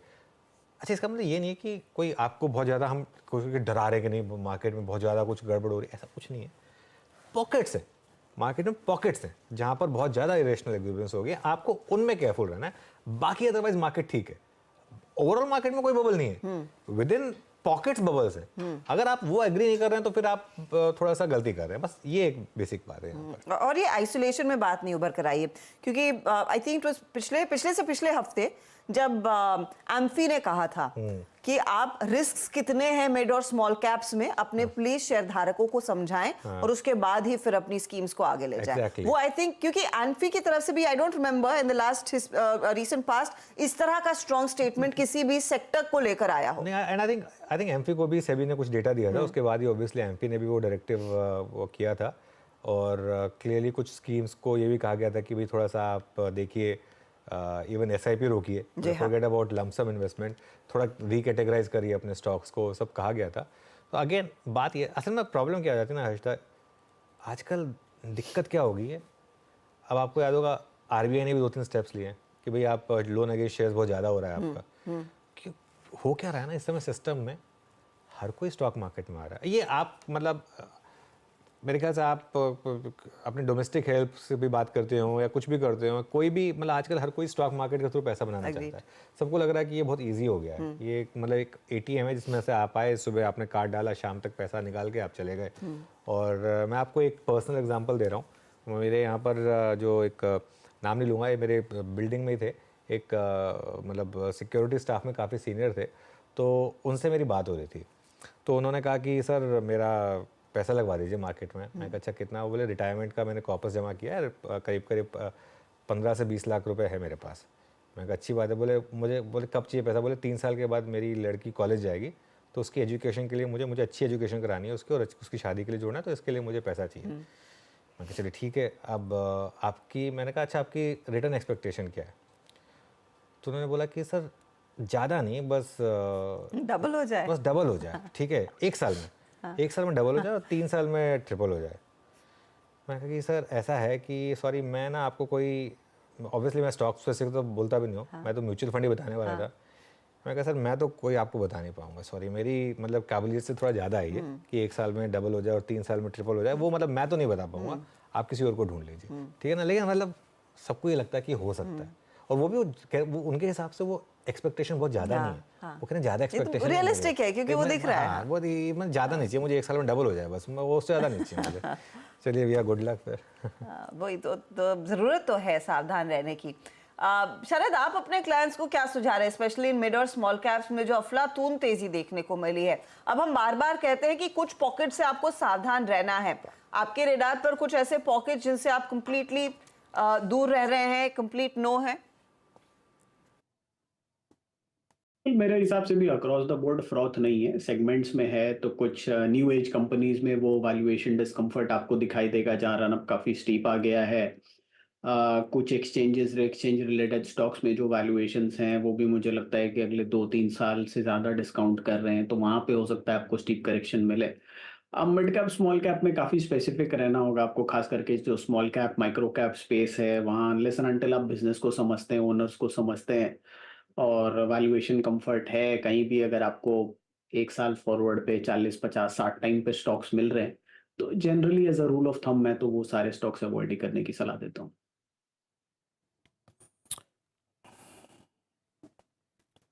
के लिए एक छोटा सा पर्सपेक्टिव, आपको कैसे संभल कर रहना है मिड और स्मॉल कैप्स में। चलिए अब आगे बढ़े, एक बार मार्केट का हाल देख लेते हैं, क्या स्थिति बनकर आई है। 500 पॉइंट का नुकसान अनुज, वैसे 47,300 अब टेस्ट होता हुआ निफ्टी बैंक पर, वहां पर तस्वीर बिगड़ती हुई। 22,350 को तो थोड़ा सा निफ्टी ने संभाल लिया, लेकिन निफ्टी बैंक की तस्वीर काफी और advance decline, I think advance decline लगातार खराब हो रहा है, तो वो उससे भी काफ़ी इम्पैक्ट कर रहा है। चलिए एक मैनेजमेंट से बात करते हैं। इन दिनों बाजार के फोकस में जुपिटर वैगन्स बना हुआ है। दरअसल कंपनी को रेल मंत्रालय से करीब 1000 करोड़ का एक वैगन सप्लाई करने का ऑर्डर मिला है, और ये दूसरा बड़ा ऑर्डर है 3 महीने में। इस ऑर्डर पर बात करने के लिए हमारे साथ कंपनी के एमडी विवेक लोहिया जुड़ गए हैं। विवेक जी गुड आफ्टरनून। पहले तो बताइए कि ये ऑर्डर आपको कब तक एग्जीक्यूट करना है, इसमें से कितना ट्रांसलेट होगा आपकी टॉप लाइन पर और बॉटम लाइन पर? Good afternoon. सो ये ऑर्डर हमें करीब 18 महीने में एग्जीक्यूट करना है, और आज के दिन हमारी जो ऑर्डर बुक है वो काफी रोबस्ट है, करीब 7,000 करोड़ से ऊपर की ऑर्डर बुक है। सो ये ऑर्डर जो मेनली जो इसका एग्जीक्यूशन होगा इस साल के एंड के समय ही इसका मेन एग्जीक्यूशन आपको दिखाई देगा। कैलेंडर ईयर की आप बात कर रहे हैं, not of course the fiscal. I'm talking about the fiscal year. So it will, FY20 यानी कि by the end of this month. नहीं, means next fiscal year, इस साल नेक्स्ट के फिस्कल, हाँ वही FY25 हाँ, क्योंकि अभी भी हम लोग ये सब FY24 में, of course we thinking forward, thinking about FY25। आपने कहा 7,000 करोड़ की ऑर्डर बुक है, इसमें प्योर रेलवे का कितना हिस्सा है? क्योंकि रिसेंट पास्ट में आपको कुछ डिफेंस के भी ऑर्डर्स मिले थे, तो क्या आप बांट कर बता पाएंगे कि कितना रेलवे का है और कितना डिफेंस का इस समय? तो रफली अगर ये ऑर्डर बुक देखें तो करीब 5,000 करोड़ प्लस जो हमारा रेलवे की ऑर्डर बुक है, और बाकी हम ऑटोमोबाइल सेक्टर में भी है, डिफेंस में भी है, सो बाकी सब मिलजुल कर बाकी ऑर्डर बुक्स हैं। अभी हमने फिलहाल ही काफी इन्वेस्टमेंट्स किया है, जेवी किया है, जो ब्रेक सिस्टम्स का हमने 2 जेवी फॉर्म किया है, सो उसमें भी हमें ऑलरेडी अभी रेलवे से ऑर्डर बुक्स मिलने चालू हो गए हैं, और हमारा एक्सपोर्ट्स भी चालू हो गया है, तो आगे जाकर उनका भी आपको काफी एग्जीक्यूशन दिखाई देगा। एग्जैक्टली विवेक जी, आपके एक्सपोर्ट्स कितना कंट्रीब्यूट करते हैं आपके टोटल रेवेन्यू में? और एक और बात जानना चाहूँगा, अभी आपने कोलकाता और साथ ही साथ जो जबलपुर यूनिट्स उनको एक्सपेंड किया है, और for the next fiscal, I mean next fiscal के एंड तक स्पेशली आपकी जो रेलवे वैगन मैन्युफैक्चरिंग कैपेसिटी है उसको आप कितना बढ़ा कर ले जाएंगे? तो आज के दिन करीब हम अगर आप देखें तो on average we are doing about 800 से 850 वैगन हम महीने की का प्रोड्यूस कर रहे हैं, जो हमारा टारगेट है कि बाय अप्रैल में हम इस कैपेसिटी को रफली अबाउट कंसिस्टेंटली 1000 वैगन प्लस हर महीने हमारा एग्जीक्यूशन का टारगेट है। और रिगार्डिंग दिस और जो हम बाकी जो बैकवर्ड इंटीग्रेशन कर रहे हैं, करीब नेक्स्ट 2 साल में करीब 500 से 1000 करोड़ का हमारी नई कैपेक्स की प्लानिंग है। विवेक, मैं आपसे एक चीज समझना चाहूंगी, ये रेलवे साइड पर क्या कुछ और ऑर्डर्स आ सकते हैं अगले 10-15 दिनों में? क्योंकि शायद यही विंडो है सरकार के पास इस फिस्कल के लिए चीजें क्लियरली आवंटित करने के लिए। कुछ और चीज जिसके लिए आपने टेंडर में पार्टिसिपेट किया हो जो आगे अनाउंस हो सकता है? नहीं, सो अभी फिलहाल ही करीब 2 दिन पहले रेलवे ने फर्दर एक करीब 3,500 वैगन का टेंडर फ्लोट किया है, सो जिसकी ओपनिंग अप्रैल में है। सो हम एक्सपेक्ट कर रहे हैं कि उसका ऑर्डर हमें अप्रैल एंड या मई में उसके अगेंस्ट में कुछ ऑर्डर मिलेगा। और इसके आगे भी जो ऑर्डर की पाइपलाइन है उसको लेके हमें विशेष कोई we don't have any kind of reservations, because जो डिमांड हम देख रहे हैं वो काफी स्ट्रॉन्ग है, और नेक्स्ट 2 वर्षों में जिस हिसाब से सरकार की जो टारगेट है कि 50% of logistic should come to Indian railways, और जो इन्वेस्टमेंट टारगेट्स है जो गवर्नमेंट की, और लोडिंग आज के दिन करीब हमारी रेलवे का आप लोडिंग देखें तो करीब 1.5 बिलियन टन्स रफली जो हमारी जो रेलवे साल की लोडिंग करती है, और 2030 तक ये जो टारगेट है इसे 3 बिलियन टन ले जाने का टारगेट है। सो डिमांड अगर आप देखें तो देयर इज जो पाइपलाइन है वो काफी हमें स्ट्रांग दिखाई दे रही है। वो पाइपलाइन, बहुत बहुत शुक्रिया विवेक लोहिया हमारे लिए समय निकालने के लिए, and good luck for the remaining Q4। आज जुपिटर वैगन्स थोड़ा सा साइडवेज आपको ट्रेड करता जरूर दिखाई देगा, लेकिन आप स्क्रीन पर रखिएगा RVNL जैसा ट्रेड, जहां पर 4 ऑर्डर्स कुल करीब 2090 करोड़ के ऑर्डर्स इन्होंने अनाउंस किए थे ओवर द लास्ट 3 डेज, और वो स्टॉक आसमान छूता हुआ करीब 3-4% का इजाफा है। राजेश सातपुते, रेलवे कंपनियों में RVNL पर आपकी नजर गई हो तो बताइए, क्या ट्रेड फॉलो थ्रू किया जा सकता है आज? आई थिंक करना चाहिए हर्षदा जी, क्योंकि इसमें जो सपोर्ट था वो करीबन 235-240 के आसपास का था, और ये जो भाव मिल रहा है that is about the important level. मुझे लगता है अगर इस ट्रेड में किसी ने बाय किया है तो उसे कंटिन्यू करना चाहिए। जो स्टॉप लॉस मैं सजेस्ट करूंगा वो रहेगा 235 का, और जो स्विंग का टारगेट है यानी पहला रेजिस्टेंस कहाँ बनेगा 280 के आसपास, तो 280 के बाद मुझे लगता है कि नए टारगेट्स अनफोल्ड होंगे। बट यस, अगर पोजीशन बनानी है या बनी हुई है तो आप होल्ड रख सकते हैं, जैसे मैंने कहा स्टॉप लॉस रहेगा 235 का। RVNL 247.65 पे ट्रेड करता हूँ। मीनवाइल थोड़ी सी रिकवरी मार्केट में है, एंड स्पेशली 22,384 पे निफ्टी अगर आप सिर्फ 2.22 से कंपेयर करें तो अभी लगभग 50 अंकों की रिकवरी दिखा रहा है। और निफ्टी बैंक की इस रिकवरी में जो कि अप्रोक्सीमेटली अभी ज़्यादा नहीं, आई मीन हार्डली 100 पॉइंट्स की है। थोड़ा सा SBI रिकवर हुआ है। SBI के चार्ट स्क्रीन पे लेके आएंगे एक बार, करीब 772, थोड़ी सी रिकवरी यहाँ पर है। जो स्टॉक्स अब थोड़ा सा लोअर लेवल से पुल बैक ले रहे हैं, लेकिन अपोलो का जो हमने ट्रेड पिक किया था वो यकीन मानिए आज बहुत ही शानदार रहा और इस वक्त अब डे हाई की ट्रेजेक्टरी में अब 6200 हो गया। ये कैश में भी 6200, अभी करीब करीब 6209 का हाई लगा के आया। 2 बजे की कमेंट्री में एग्जैक्टली मैंने इसको मेंशन किया था। अब आइए जरा एक बार एक दो स्टॉक्स पे और जहाँ पे मूव अच्छे हैं और साथ ही साथ जो हायर लेवल्स पर सस्टेन करने की टेंडेंसी है वो भी बढ़ रही है। एक बार आप लेके आइएगा ऑरबिंदो फार्मा को। ऑरबिंदो फार्मा ने लास्ट वीक 29 फरवरी के आसपास एक पुल बैक दिया था करीब 1020 की ट्रैजेक्टरी से, फिर एक स्विंग हाई लगाया 4 मार्च को लगभग 1128 का। शिल्पा जी, आज एक बार फिर से फार्मा में मूव है, Nifty pharma index all time high पर, ये भी लोअर ट्रैजेक्टरी से बाहर निकलता हुआ। आपका व्यू इस वक्त ऑरबिंदो फार्मा पे? जी वीरेंद्र जी, अगर ऑप्शन चेन आप देखेंगे तो एक बार 1080 के ऊपर सस्टेन करता है तो थोड़ा और डिसाइसिवली आपको अपसाइड टारगेट्स मिलेगा, जहां पे अगर आप देखेंगे तो इतने अच्छे से कॉल अनवाइंडिंग है कि आप यहां पे 1140 1150 के भी लेवल्स के लिए इसको अप्रोच कर सकते हैं। लेकिन मुझे लगता है एक बार 1080 के ऊपर आप बाय कीजिए, definitely it is going to give more confidence for that upside mark. Okay, इस बीच गुड आफ्टरनून, आपका कन्विक्शन कॉल इस वक्त का?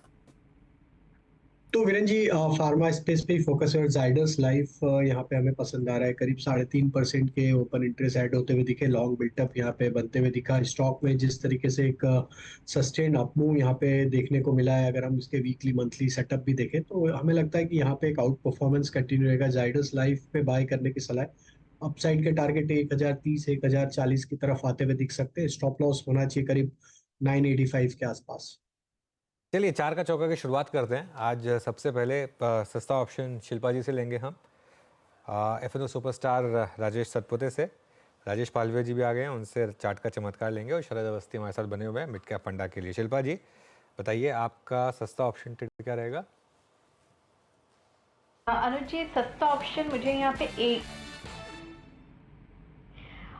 सस्ता ऑप्शन मुझे यहाँ पे AU बैंक अच्छा लग रहा है। बैंक निफ्टी आई बिलीव यहाँ पे 47,000 से टर्न अराउंड होना चाहिए, तो AU बैंक ऐसे मार्केट में भी होल्ड करा है तो मुझे लगता है यहाँ पे एक अच्छा खासा मूव टूवर्ड 600 620 आना चाहिए।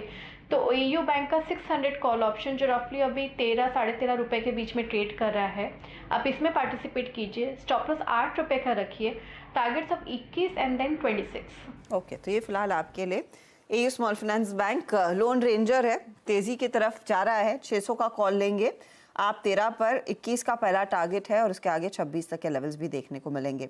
Rajesh Satpute, F&O superstar. हर्षदा जी, देखिए मेरी नज़र सुबह से TCS पे है। इनफैक्ट 10 बजे के शो भी मैंने इस पे TCS पे एक बात की थी, रिकमेंडेशन दिया था। और मुझे लगता है कि जिस तरह से ये flag formation, rather not exactly flag but this is a falling channel breakout, तो जो फॉलिंग चैनल का जो ब्रेकआउट है वो लेवल था करीबन 4130 के आसपास। तो मुझे लगता है ये ब्रेकआउट पैन आउट हो रहा है, तो यहाँ पे TCS बाय करे।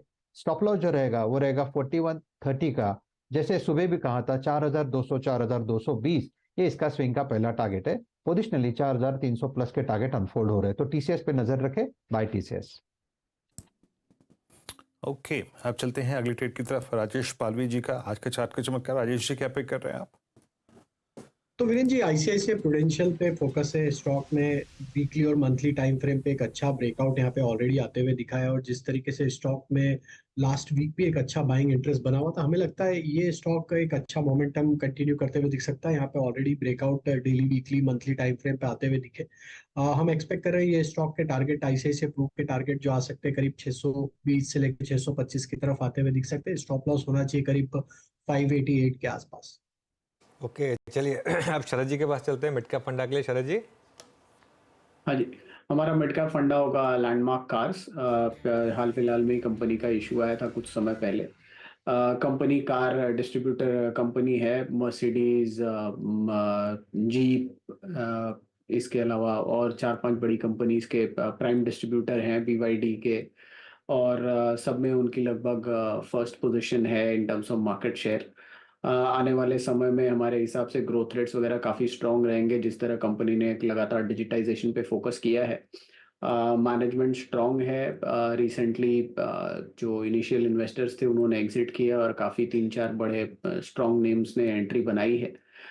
मैनेजमेंट एथिकली काफ़ी स्ट्रांग है। होंडा वगैरह के संग होंडा के लिए भी ये नंबर 1 मार्केट शेयर है डिस्ट्रीब्यूटर्स में इनका इंडिया में।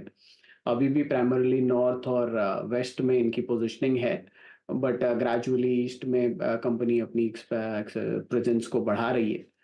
ग्रोथ अगले 2 साल में हम ये उम्मीद करें कि काफ़ी स्ट्रांग रहेगा। 35 से 40% के ऊपर की CAGR आपको कंटिन्यूसली देखने मिलनी चाहिए।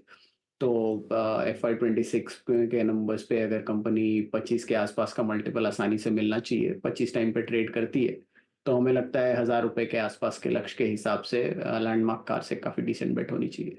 लैंडमार्क कार्स वो एक बेट के तौर पर आ रहा है। चलिए मैं फटाफट से आपके लिए रिकैप कर देती हूँ। AU स्मॉल फाइनेंस बैंक सस्ता ऑप्शन 600 का कॉल लेकर चले, 1300 के आसपास 13 रुपए पर इन्होंने सजेस्ट किया था। 21 और फिर 26 का टारगेट रहेगा।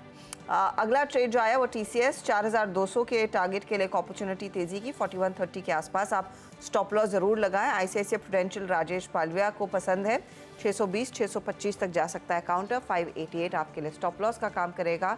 और लैंडमार्क कार्स वो ट्रेड जो आधा % ऊपर है, यहाँ पर भी दमखम है तेजी का, या एक पोजीशन लेने की सलाह इस समय आ रही है शरद अवस्थी की तरफ से। चलिए इस बीच फोकस करते हैं सरकारी कंपनियों पर। और सरकारी कंपनियां एक ऐसा पॉकेट है जहां पर एक तरफा बहुत तगड़ी तेजी हमने हाल फिलहाल में देखी है, लेकिन कोटक इंस्टीट्यूशनल इक्विटीज के लिहाज से अगर आप देखें, वो थोड़ा सा चेता रहे हैं कि लगातार जो सरकारी कंपनियों में तेजी बनती दिखाई दी है, वैल्यूएशंस पर सवाल इस समय उठने चाहिए। क्या एग्जैक्टली कोटक कह रहा है अपनी इस रिपोर्ट में? हॉर्मस फाटक क्या हमारे साथ है। हॉर्मस, इनफैक्ट कोटक ने कुछ हफ्तों पहले भी कहा था कि वो कन्विंस नहीं है इस रैली को लेकर।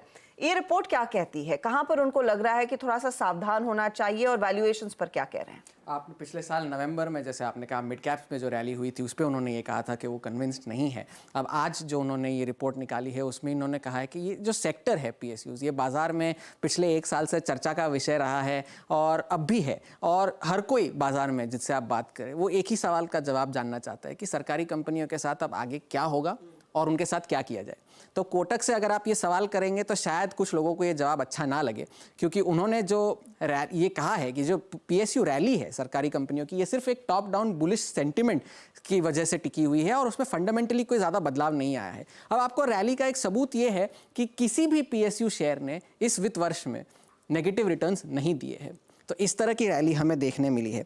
अब उन्होंने कहा यह है कि अगर आप चाहे इस वित्त वर्ष में अगर आप देखें PSU जो स्टॉक्स है, कोई भी ऐसा स्टॉक चाहे वो इंडेक्स का हिस्सा हो या ना हो, उसने नेगेटिव रिटर्न्स नहीं दिए हैं। बट इस आगे जो कुछ स्लाइड्स अब आएंगी, जो यही जो बात है, किसी ने भी नेगेटिव रिटर्न्स नहीं दिए, ये बात कोटक इंस्टीट्यूशनल इक्विटीज़ को खटक रही है। और उन्होंने कहा है कि किसी भी सरकारी कंपनी में ये है कि वो वैल्यूएशंस आंकने के तरीके जो है वो गलत है। और उन्होंने एक अनरियलिस्टिक नैरेटिव का एक बात कही है उस नोट में, जो बात उन्हें खटक रही है इस बात की। अगर आप देखें FY24 में निफ्टी ने 30% रिटर्न दिए हैं, जो कि अगर आप स्टैंड अलोन तरीके से देखें तो काफ़ी इंप्रेसिव है। मगर उसी मुकाबले में BSE PSU इंडेक्स जो है वो दुगना हो चुका है, यानी कि 100% से ज़्यादा चढ़ चुका है। अगर अब ये देखिए, 19 ऐसी सरकारी कंपनियां हैं जो 3 गुना से ज़्यादा बढ़ चुकी है, यानी 200% से ज़्यादा रिटर्न्स दिए हैं।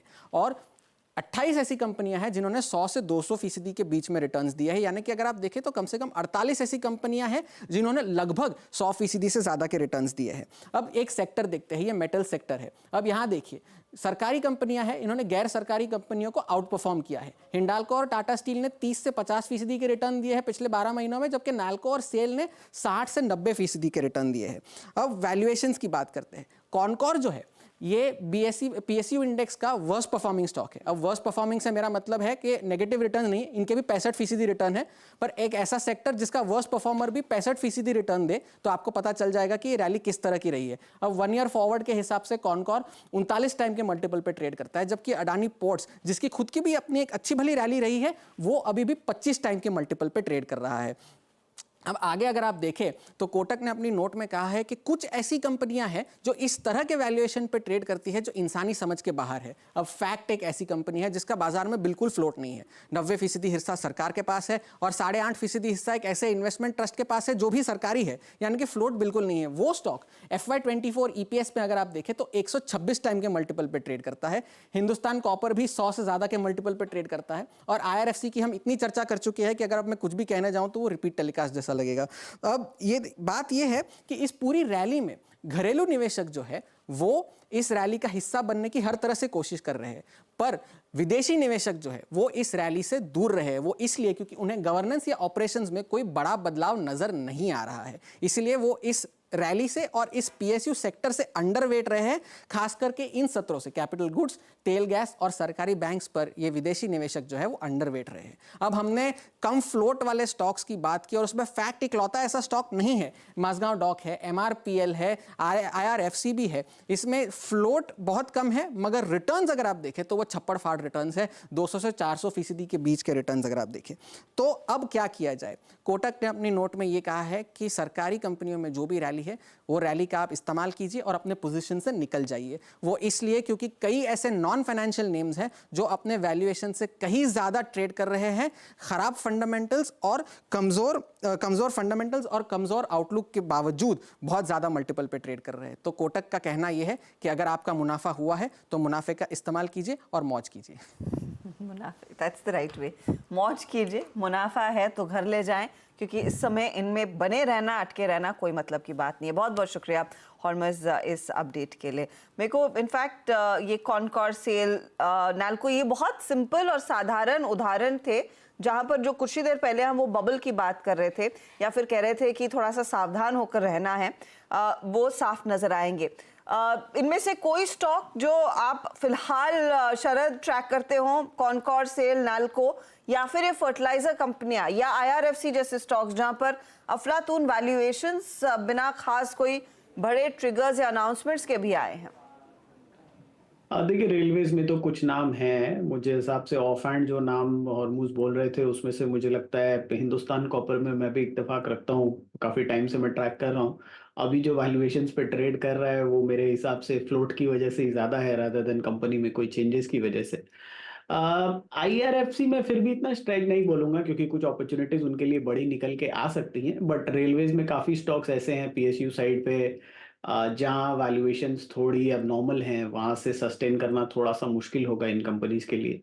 बट साथ ही में ये भी कहना चाहूंगा कि बहुत से ऑयल एंड गैस PSUs में और फाइनेंस PSUs में आपने जो रैली देखी है वो बेसिकली अभी तक जो मूवमेंट हुआ है वो सिर्फ अपनी मीन वैल्यूएशंस पे वापस आए हैं। कोई ऐसी री रेटिंग नहीं देखी है। जो एक डी रेटिंग बहुत ज्यादा हो गई थी पोस्ट कोविड एरा में, मेरे हिसाब से वो नॉर्मलाइज हो गई है। PFC, REC क्लासिक एग्जांपल्स हैं मेरे हिसाब से। कितना 0.25, 0.3 के प्राइस टू बुक से चलना चालू हुए थे। ONGC वगैरह कुछ समय पहले तक 3-4 के मल्टीपल पे आपको अवेलेबल थे। OMCs में भी वही स्टोरी थी। ये जरूर है कि अब यहाँ से और अप मूव के लिए इनको री रेटिंग की जरूरत है। मीडियन मल्टीपल्स पे ट्रेड करके ये और अपसाइड नहीं जनरेट कर सकते। बट ये जो across the board run up है, एक शायद HMT बोल के स्टॉक है, उसमें भी रियल एस्टेट की कुछ कुछ स्टोरीज आती रहती हैं। तो छोटे अननोन स्टॉक्स जहां आपको नहीं मालूम कि क्या हो रहा है नहीं हो रहा है, वहां इतना अग्रेसिवली मत जाइए। बट एटलीस्ट जिनमें फॉरवर्ड नंबर्स वगैरह ठीक ठाक दिखते हैं या एटलीस्ट मीडियम वैल्यूएशंस के आसपास है, वहां तो ठीक है। बट जहां सिर्फ स्टोरी पे आप 4 साल डिस्काउंट कर रहे हैं वो थोड़ा रिस्की है। डिफेंस भी लगभग फेयरली वैल्यूड हो गया है अब ज्यादातर स्पेस में, बट वहां पे अभी अक्रॉस द बोर्ड में ये नहीं बोलूंगा कि बहुत एबनॉर्मल वैल्यूएशंस है। बट रेलवेज वगैरह में और कुछ PSU स्टॉक्स में जहां नंबर्स का कोई सिर पैर नहीं है, वहां मुझे लगता है वैल्यूएशंस थोड़ी सी एबनॉर्मल है। ओके, बिल्कुल। वैसे हॉर्मज की हिंदी की इतनी तारीफ़ें होती हैं ना, तो मतलब मेरे कुछ पारसी दोस्त हैं स्टॉक मार्केट में, वो उनमें से एक का मुझे मैसेज आया था कि ये कोई AI जनरेटेड तो आपने पारसी को नहीं खड़ा कर दिया। बोले इतनी फ्लुएंट हिंदी तो मतलब इतनी फ्लुएंट हिंदी तो किसी बाबा से आप एक्सपेक्ट नहीं कर सकते। लेकिन जो हॉर्मज ने बोली, खैर एनीवे, नहीं बिल्कुल AI जनरेटेड नहीं था, एकदम वाकई में बहुत शुद्ध हिंदी, बहुत एकदम ओरिजिनल पीस है हमारा। ओरिजिनल पीस है हमारा, हिंदी हो इंग्लिश हो और डेटा ड्रिवन, बिल्कुल सब डेटा के साथ हॉर्मज आर्टिकल लिखते हैं। और सबसे अच्छी बात पता है क्या है, वो खुद मतलब बहुत कुछ करना चाहते हैं। वैसे वो मतलब इंग्लिश के रिसोर्स हैं हमारे इंग्लिश चैनल के, लेकिन वो खुद हिंदी में काफ़ी कुछ करना चाहते हैं, तो ये एक अच्छी चीज़ है। चलिए खैर, अब आगे बढ़ते हैं थोड़ा सा। रिन्यूएबल एनर्जी में 2030 तक ज़्यादा निवेश की ज़रूरत पड़ेगी। रिन्यूएबल डिपार्टमेंट के सेक्रेटरी भूपिंदर सिंह भल्ला ने कहा है कि रिन्यूएबल में फाइनेंसिंग के लिए इरिडा का फाइनेंस बेस बढ़ाना होगा। भूपिंदर सिंह भल्ला से खास बातचीत की लक्ष्मण रॉय ने।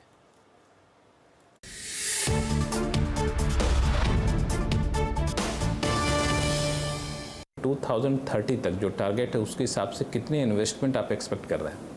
हमारा टोटल जो अनुमान है, जिसमें हम एफडी जो प्रोजेक्ट्स के ऊपर चाहिए है खर्चा, इन्वेस्टमेंट चाहिए है, इसके अलावा मैन्युफैक्चरिंग में चाहिए है, इसके अलावा ट्रांसमिशन में चाहिए। 3 बड़े बड़े मैं कहूँगा सेक्टर्स जो रिन्यूएबल एनर्जी के इसमें है। हमारा ये अनुमान है कि इसके लिए पूरे के लिए करीबन 23 लाख से 25 लाख करोड़ की 23 लाख से 25 लाख करोड़ की इन्वेस्टमेंट ज़रूरत है। इस 25 लाख करोड़ रुपए के इन्वेस्टमेंट एक्सपेक्टेशन में फंडिंग की बात करें तो IRDA, चूँकि आपकी अपनी फंडिंग एजेंसी है, बहुत अच्छे से काम भी कर रही है, उससे कितना एक्सपेक्ट करें, कितना फंड उनका कुछ टारगेट है? हमने तो अभी तक उनका कितनी आएगी एग्जैक्ट मैं नहीं बता सकता, लेकिन अभी उनकी जो लोन बुक है करीबन 50,000 करोड़ की, क्योंकि ये छोटी NBFC है। एक और बात है ना, पावर फाइनेंस कॉर्पोरेशन REC वो बड़े हैं, इरडा छोटा है, अच्छा काम किया है लेकिन छोटा है। अब इस छोटे को हमने बड़ा करना है, तो अब उसके दो प्लान है। फॉर एग्जांपल हमने कैपिटल इक्विटी इन्फ्यूजन किया, हमने इक्विटी दिया उनको 1500 करोड़ 22-23 में। अब उसको बाद इन्होंने इस बार अभी IPO किया है। इसमें एक सवाल मेरा ये बनता है, जो आपने बिल्कुल सही पॉइंट रेज किया कि जितनी तेज़ी से रिन्यूएबल एनर्जी को हम लोग कैपेसिटी को बढ़ा रहे हैं, और इस सेगमेंट को फाइनेंस करने वाली एकमात्र, मतलब कह सकते हैं सिर्फ इसी सेगमेंट को फाइनेंस करने वाली एजेंसी है तो IRDA है। तो इसके बिजनेस को, पोर्टफोलियो को बढ़ाया जाए, तो आप नोडल मिनिस्ट्री होने के नाते क्या कुछ प्लान कर रहे हैं कि इनके फंड रेजिंग के बेस को बढ़ाया जाए ताकि ज़्यादा से ज़्यादा फंड रेज कर सके? NPA का एक कंसर्न रहा है जिसको कम किया जा सके। मेरे ख्याल पिछले 3 या 4 वर्ष में उनका जो था, जो काम कर रहे थे उसका डबल ऑलरेडी हो गया, तो इसलिए ऐसी हम उसकी स्पीड हम बनाए रखेंगे। इनके जो भी सोर्सेज होंगे, जिस तरीके से लोएस्ट कॉस्ट पे फंडिंग मिल सकती है, वो ट्राई करते रहेंगे। कुछ कोशिश चल रही है इस बारे में? नहीं, वो कंपनी इस कॉर्पोरेट एंटिटी है, NBFC है, उनका और लिस्टेड हैं, तो वो हर चीज़ का तो मूल्यांकन चलता रहता है। बोर्ड ऑफ डायरेक्टर्स है, वो उस पर करता रहता है, तो वो तो काम चलता रहेगा। जैसे कंसिस्टेंट कंटिन्यूअस प्रोग्रेस वो चलती रहेगी। नए उसमें सोर्सेज ढूंढे जाएंगे, और ज़रूरत पड़ेगा तो फिर देखेंगे कैसे और कैपिटल हमने इसमें डालना है। लेकिन अभी तो उनको जो कैपिटल अभी उनके पास है उसके हिसाब से आगे बढ़ना पड़ेगा।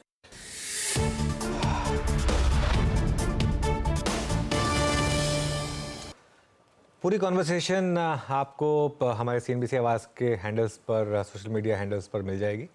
अब आगे चलते हैं और बात करते हैं बिग मार्केट वॉइसेस में। आज हमारे साथ हमारे एक्सपर्ट जुड़े हैं, क्वेस्ट इन्वेस्टमेंट एडवाइज़र के CIO अनिरुद्ध सरकार।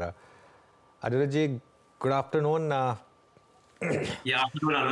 क्या हो रहा है मिड कैप और स्मॉल कैप में? थोड़ा सा क्या ये फाइनली वो वार्निंग साइंस अब लोग हीड करने लगे हैं, या फिर ये बस 1-2 हफ्ते ही करेक्शन और फिर वापस back to square one?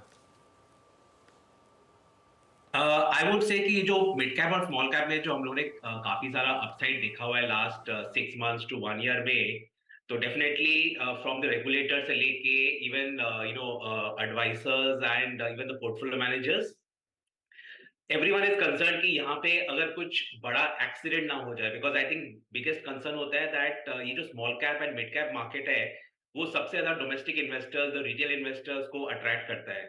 Now उसमें सबसे ज्यादा scope of the price manipulation भी होता है। तो आई थिंक ये जो पूरा जो मिड कैप स्मॉल कैप जो अपसाइड दिख रहा है, आई वुड से कि जो कंसर्न्स सब लोग हाईलाइट कर रहे हैं, we should not paint the entire mid cap small cap जो सेगमेंट है with the same brush. Small cap mid cap में भी बहुत सारे ऐसे कंपनीज हैं जहां आज के दिन में भी वैल्यूएशन कंफर्ट है, अर्निंग्स बहुत स्ट्रांग है, and they are excellent businesses. तो मैं बोलूंगा कि जहां पे भी हम लोग स्मॉल कैप और मिड कैप में बोल रहे हैं, कंसर्न टू बी कॉशियस, वहां पे अपने को ध्यान रखना चाहिए। We should not go and sell everything in the small cap and mid cap. Selectively जहां से लग रहा है कि वैल्यूएशन जस्टिफाई नहीं हो रही है, फ्रॉथ बिल्टअप हो गया है and fundamentals are not right, वहां से एग्जिट करना चाहिए। बट ओवरऑल मैं बोलूंगा अगला 2-3 साल में भी यहाँ से स्मॉल कैप मिड कैप में काफी पैसा बनने का चांसेस है।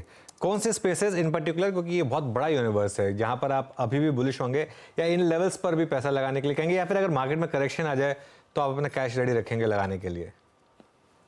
मैं बोलूंगा कि जो सबसे ज्यादा इंपॉर्टेंट चीज है कि स्मॉल कैप मिड कैप में भी अपने को सेक्टर्स देखना बहुत इंपॉर्टेंट है कि कौन से सेक्टर्स में वहां पे अभी लग रहा है कि there is decent amount of scope. मैं बोलूंगा कि ऑटो एंसिलरी एक ऐसा जगह है जहां पे अगर आप वैल्यूएशंस देखें in the small cap, because most of the auto ancillaries are in the small cap and mid cap, there is hardly any large cap auto ancillary, but वहां पे अगर आप वैल्यूएशन देखेंगे तो काफी सारे ऑटो एंसिलरीज के वैल्यूएशंस बहुत अट्रैक्टिव है।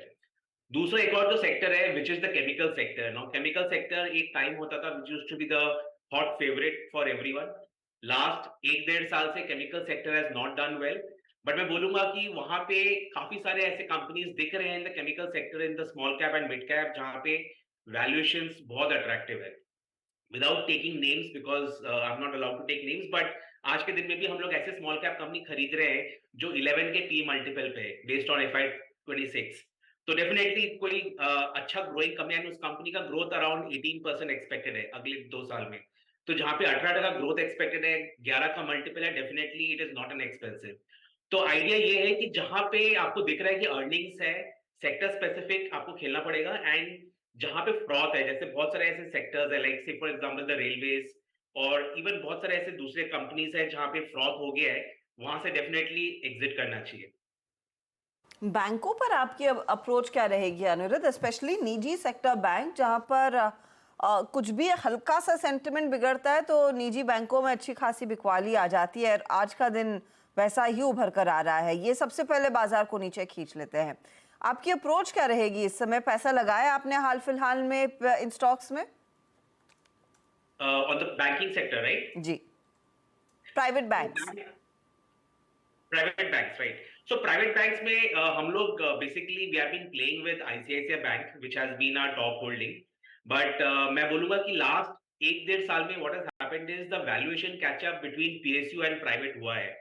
बहुत लंबे टाइम तक private banks used to enjoy a very high multiple, price to book पे बहुत हाई मल्टीपल होता था, एंड उसका जो रैशनल था that was also right because of the quality of the book, the low NPAs everything. वो एक period था जहां पे PSUs बहुत like 0.5 to 1 time price to book में मिलता था। लास्ट 1.5 ईयर में ये PSU बैंक्स का the catch up rally has happened. At the same time private banks में people have realised that the book is not so good which was getting that 4 times price to book multiple. तो वो valuation discounting हुआ है और यहाँ पे PSUs का catch up हुआ है। आज के दिन में मैं बोलूंगा if you are looking at this point of time without seeing कि लास्ट 1.5 ईयर में क्या हुआ है, इधर से जो private banks have under perform last 1.5 year, I think यहाँ से आपको अच्छा पैसा बना के देगा। Downside looks very limited.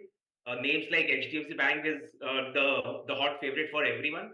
मैं बोल I would say that something like HDFC bank जहाँ पे valuations are very attractive, they are quoting at almost 2.1 time price to book on FY26, मैं बोलूंगा यहाँ से downside looks very limited. So definitely जो damage होना था हो गया है, यहाँ से मैं बोलूंगा कि the downside is less for the private banks. PSUs banks we are bullish, so I'll say that don't miss the PSU banks even from here, and best way to play the PSU bank जो मैंने last time भी आपके interview पे बोला था is to play through the PSU bank ETF, because उसमें आपको top 5-6 PSU banks में एक्सपोजर मिलता है at one shot without taking one call. So that is my approach on the banks and the private banks. Okay Aniruddh ji, exactly banks पे आपने अपनी टिप्पणी करी। मैं एक और space specially NBFCs, last week के RBI के एक्शंस के बाद 2 NBFCs पे जो इम्पैक्ट पड़ा उससे सेंटीमेंट अक्रॉस अगर आप देखें बहुत काफ़ी नेगेटिव था। हम इस स्पेस के लीडर्स को B2 को काफ़ी पेनफुल दौर से गुजरते हुए देख भी रहे हैं। आज एक नेगेटिव न्यूज़ फ्लो भी था। आपका NBFCs पे टेक, और मीनवाइल इंश्योरेंस स्टॉक्स ने अच्छा एक लीड लिया है इस पूरे पैक में। आप कैसे बाइसेक्ट करके व्यू बनाएंगे अपना यहाँ पे इस सेगमेंट में? NBFC thankfully last 1.5 year we have not held any NBFC in our portfolio. 6 months back we had some exposure into companies जहाँ पे unsecured lending है, but thankfully that also we exited at the right time. I would say कि वो sector अभी is best to be avoided for the time being. कोई अगर fresh देख रहा है फॉर द एनबीएफसी सेक्टर, मैं बोलूंगा थोड़ा अवॉइड करना चाहिए। The reason being that RBI is now very focused that they don't want any kind of systematic risk in the whole ecosystem. And unsecured lending एक बहुत बड़ा space है जहाँ पे which has given the biggest growth for the NBFC sector. Now, if the RBI is going after unsecured lending, definitely growth will slow down. And वही concern है that because of the concerns on the slowing down in the growth, that's the reason the multiple contraction हुआ है। जितने भी NBFC आप देखेंगे, बड़े नाम छोटे नाम। जो दूसरा एक बड़ा issue है is because of the coming in of the Geo Financial, जो I think आज के दिन में has been kind of a hot favorite, and definitely the management over there will do multiple things to see how this can become a big entity. तो मैं बोलूंगा जो RBI का impact है और दूसरा the new player coming into the picture, ये दोनों एक concern है जहाँ पे मैं बोलूंगा NBFC में आज के दिन में one should avoid for the time being. Insurance में we typically avoid, even I typically avoid insurance, क्योंकि उसमें बहुत सारा जो मूवमेंट्स होता है is dependent on policy announcement, any regulatory changes. तो जहां पे बहुत ज्यादा रेगुलेटरी चेंजेस का इम्पैक्ट होता है, typically I avoid, because then you can't factor in those things in the estimates. So insurance is for me avoid. Okay, insurance is avoid. चलिए अब एक बार ज़रा मार्केट लेकर आई होगी, एक रिकवरी आ रही थी मार्केट में निफ्टी में, लेकिन वो थोड़ी सी एक बार ज़रा निफ्टी लेकर आइए, हल्की सी मतलब वापस सस्टेन नहीं कर पाई और वापस हम डे लो की तरफ बढ़ गए। इनफैक्ट अब हम एक फ्रेश डे लो के काफ़ी करीब हैं। 22,341 था लो और अब हमें 22,354 पर, तो मतलब डे लो के काफ़ी करीब, और काफ़ी स्टॉक्स का इसमें कंट्रीब्यूशन रहा है। सुबह आईटीसी मजबूत था, लेकिन अब आईटीसी इस समय थोड़ा सा लोअर लेवल्स दिखा रहा है। अरे तो एक ट्रेड जिसने बहुत शानदार कमाई करा के दी है वो है ट्रैवल एंड टूरिज्म, चाहे इंडिगो हो, चाहे इंडियन होटल्स हो, चाहे जीएमआर हो। इस स्पेस में आप इन्वेस्ट कर रहे हैं क्या आप? तो द हॉस्पिटैलिटी सेक्टर, जो होटल सेक्टर है, वो सेक्टर है जहाँ पे हम लोग काफी टाइम से बुलिश है। इनफैक्ट हमारे पोर्टफोलियोज में लास्ट 1-2 साल से हम लोगों ने we have kept almost 6-7% of hotels in our portfolio. आज के दिन में मैं वो आई विल से कि वैल्यूएशन लेके बहुत डिबेट होता है। You look at Indian hotel और Oberoi, valuation definitely is not cheap, but मैं बोलूंगा जो ये अर्बन कंजम्पशन का जो इंटायर थीम है and the whole domestic story, domestic travel, मैं बोलूंगा अभी से इधर से भी काफी अपसाइड दिख रहा है। So whether it is the Oberoi hotel और द इंडियन होटल और द अदर होटल कंपनीज, मैं बोलूंगा काफी सारा अपसाइड दिख रहा है with regard to earnings growth. पूरा जो होटल इंडस्ट्री है, आई विल से कि 20 से 22% kind of a growth is possible for the next couple of years, and ये आएगा आपका बोथ ARR contribution से as well as the occupancy is remaining high, and also the new hotels which are coming up. Airlines definitely is a good sector to play with, but airlines में again 3-4 factors होती है जो हमेशा impact करती है। एक होती है oil, second होती है competition, third होती है the seasonal factor। आज के दिन में मैं बोलूँगा जो तीनों factor है, oil, competition and the seasonal factor, all three are in favor of airline industry. So definitely airline and hotel are the two sectors, definitely we are bullish even from this point. Okay, airline और hotels आपको पसंद है। Insurance कंपनियों पर अनिरुद्ध, इस समय क्या आप लोगों ने नया एक्सपोजर लिया है? क्योंकि प्रीमियम का डेटा आज हम सुबह देख रहे थे, कुछ कंपनियों के लिए काफ़ी ज़ोरदार रहा है। ये परहैप्स वो ईयर एंडर का फैक्टर भी हो सकता है कि फरवरी और मार्च, जैन फेब मई में हम नॉर्मली देखते हैं लोग अपनी रिन्यूअल्स कराते हैं in all purposes to save tax, लेकिन क्या यहाँ पर थोड़ा सा बदलाव आ रहा है इंडस्ट्री में? क्योंकि LIC एक स्टॉक था जिसने आउट परफॉर्म किया और फिर बाकी कंपनियों ने भी कैचअप किया है।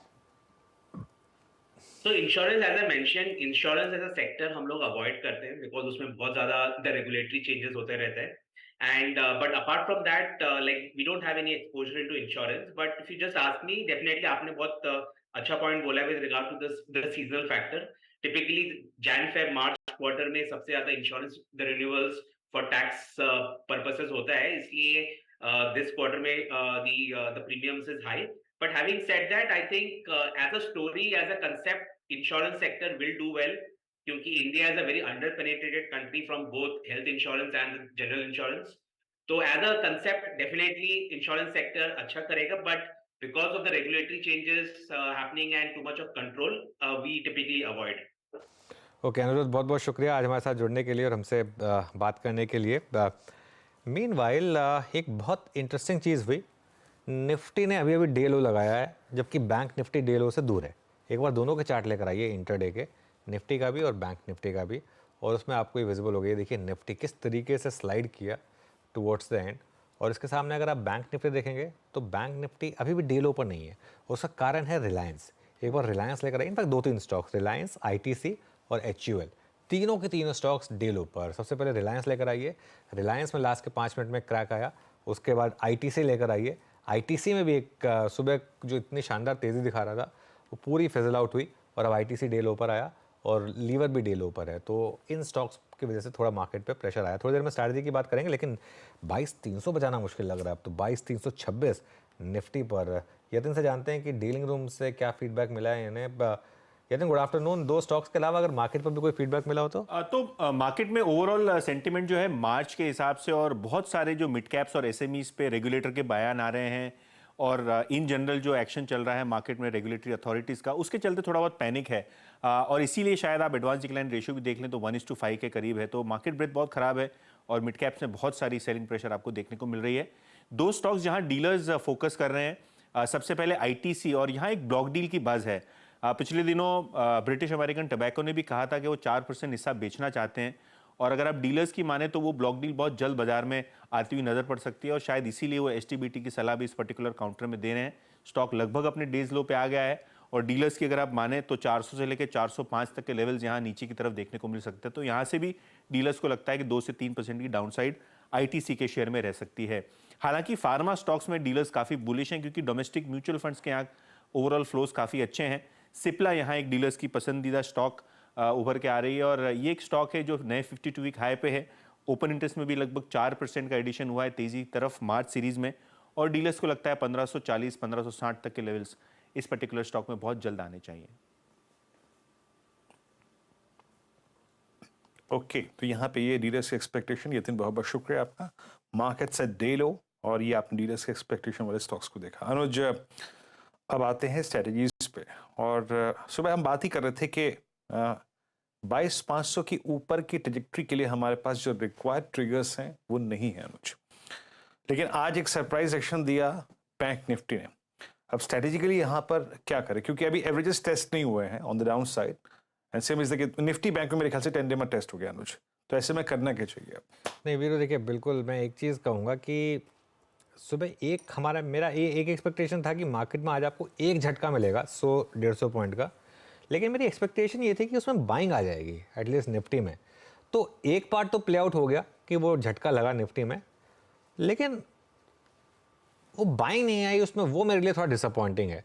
अच्छा, ये स्ट्रैटेजी मैंने भेजी थी करीब 10 मिनट पहले, तो उसमें मैंने कहा था कि अभी एक दिन और दें इसको, लेकिन जो क्लोज है ना, क्लोज बहुत ख़राब है, खासतौर से निफ्टी का क्लोज बहुत ख़राब है जिस तरीके से हम बंद हो रहे हैं। और वो जो मेरा स्टॉप लॉस 224 का है ना, उस पर मैं बहुत स्ट्रिक्ट रहने वाला हूँ क्लोजिंग बेसिस पर, उस पर बिल्कुल स्ट्रिक्ट रहिए, उसको हल्का सा भी छेड़ने की ज़रूरत नहीं है आपको। और आज के इस ट्रेड ने आपको एक चीज़ और सिखा दी है कि अभी मार्केट में थोड़ा वन वे वाली तेज़ी नहीं है, बोथ साइडेड मूव्स रहेंगे मार्केट में।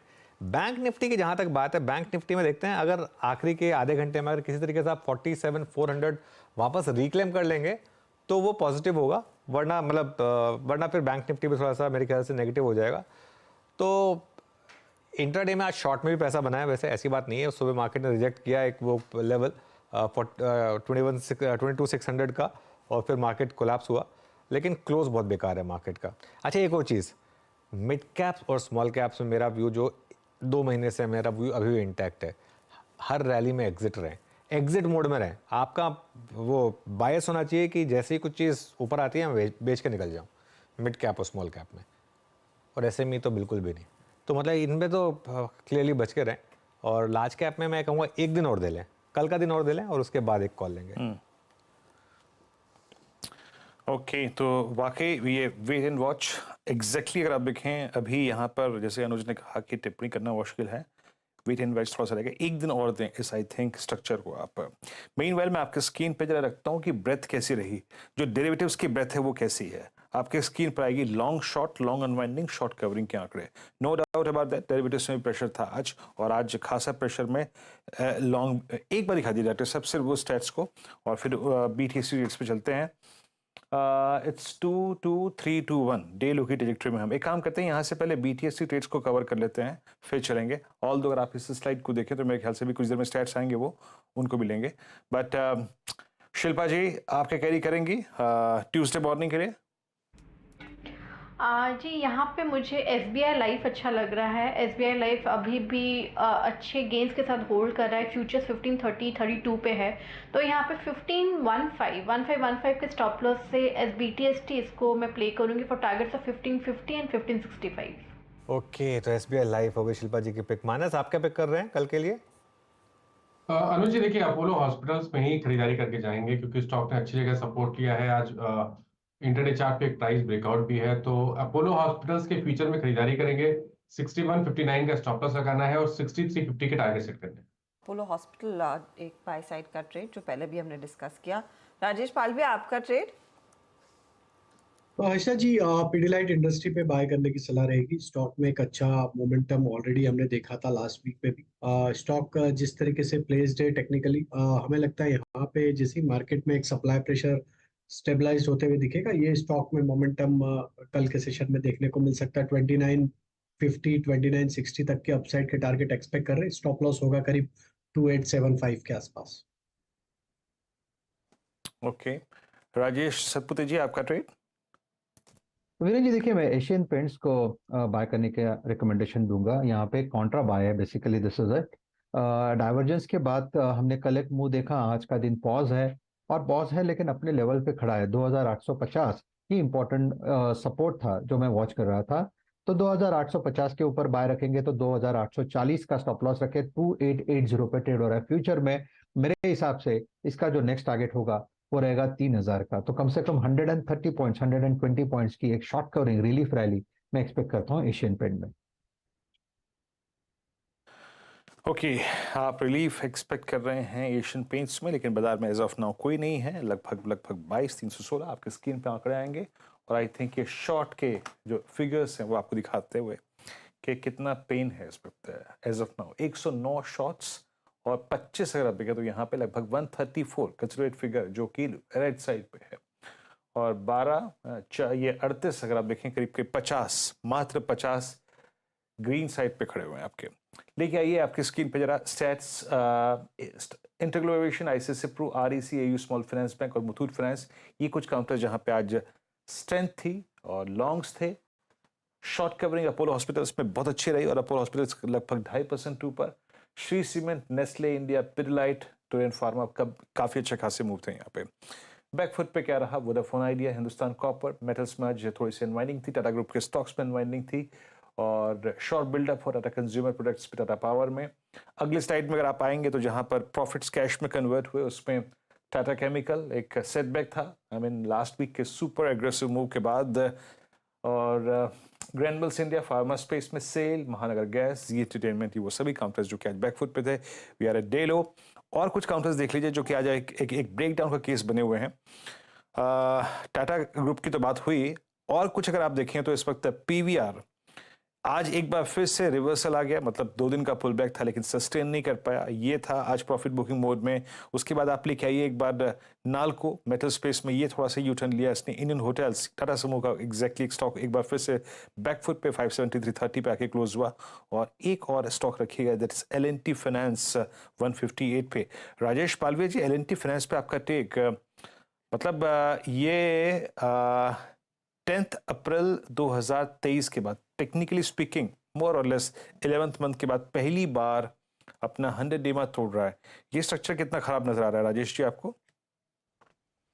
तो देखिए NBFC स्पेस में वैसे भी अगर हम देखें तो एक सप्लाई प्रेशर बना हुआ है। L&T फाइनेंस होल्डिंग अब जिस तरीके से आज ब्रेकडाउन यहाँ पे बनते हुए दिख रहा है, हमें लगता है 156 के नीचे ये फिसलेगा तो इसका नेक्स्ट जो लोअर साइड का टारगेट बनते हुए दिखेगा वो करीब 150 148 की तरफ भी डाउन साइड ओपन होते हुए दिख सकती है।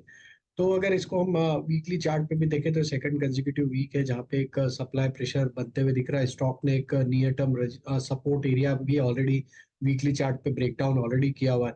तो हमें लगता है 164 इसके लिए मेजर सप्लाई जोन है। जब तक इसके ऊपर अब नहीं आता ये स्टॉक छोटे मोटे उछाल में इसमें सप्लाई रहेगा। 156 के नीचे अगर फिसलता है तो 150 148 तक की डाउन साइड ओपन होते हुए दिख सकते हैं। तो थोड़ी सी यहाँ पर मंदी के दरवाजे खुलते हुए दिखाई दे रहे हैं L&T फाइनेंस में। वैसे अगर आप मिड कैप इंडेक्स स्क्रीन पर रखेंगे तो 227 पॉइंट नीचे देखते ही देखते स्टॉक का इंडेक्स आ चुका है, तो वहाँ से भी प्रेशर बढ़ा ही है।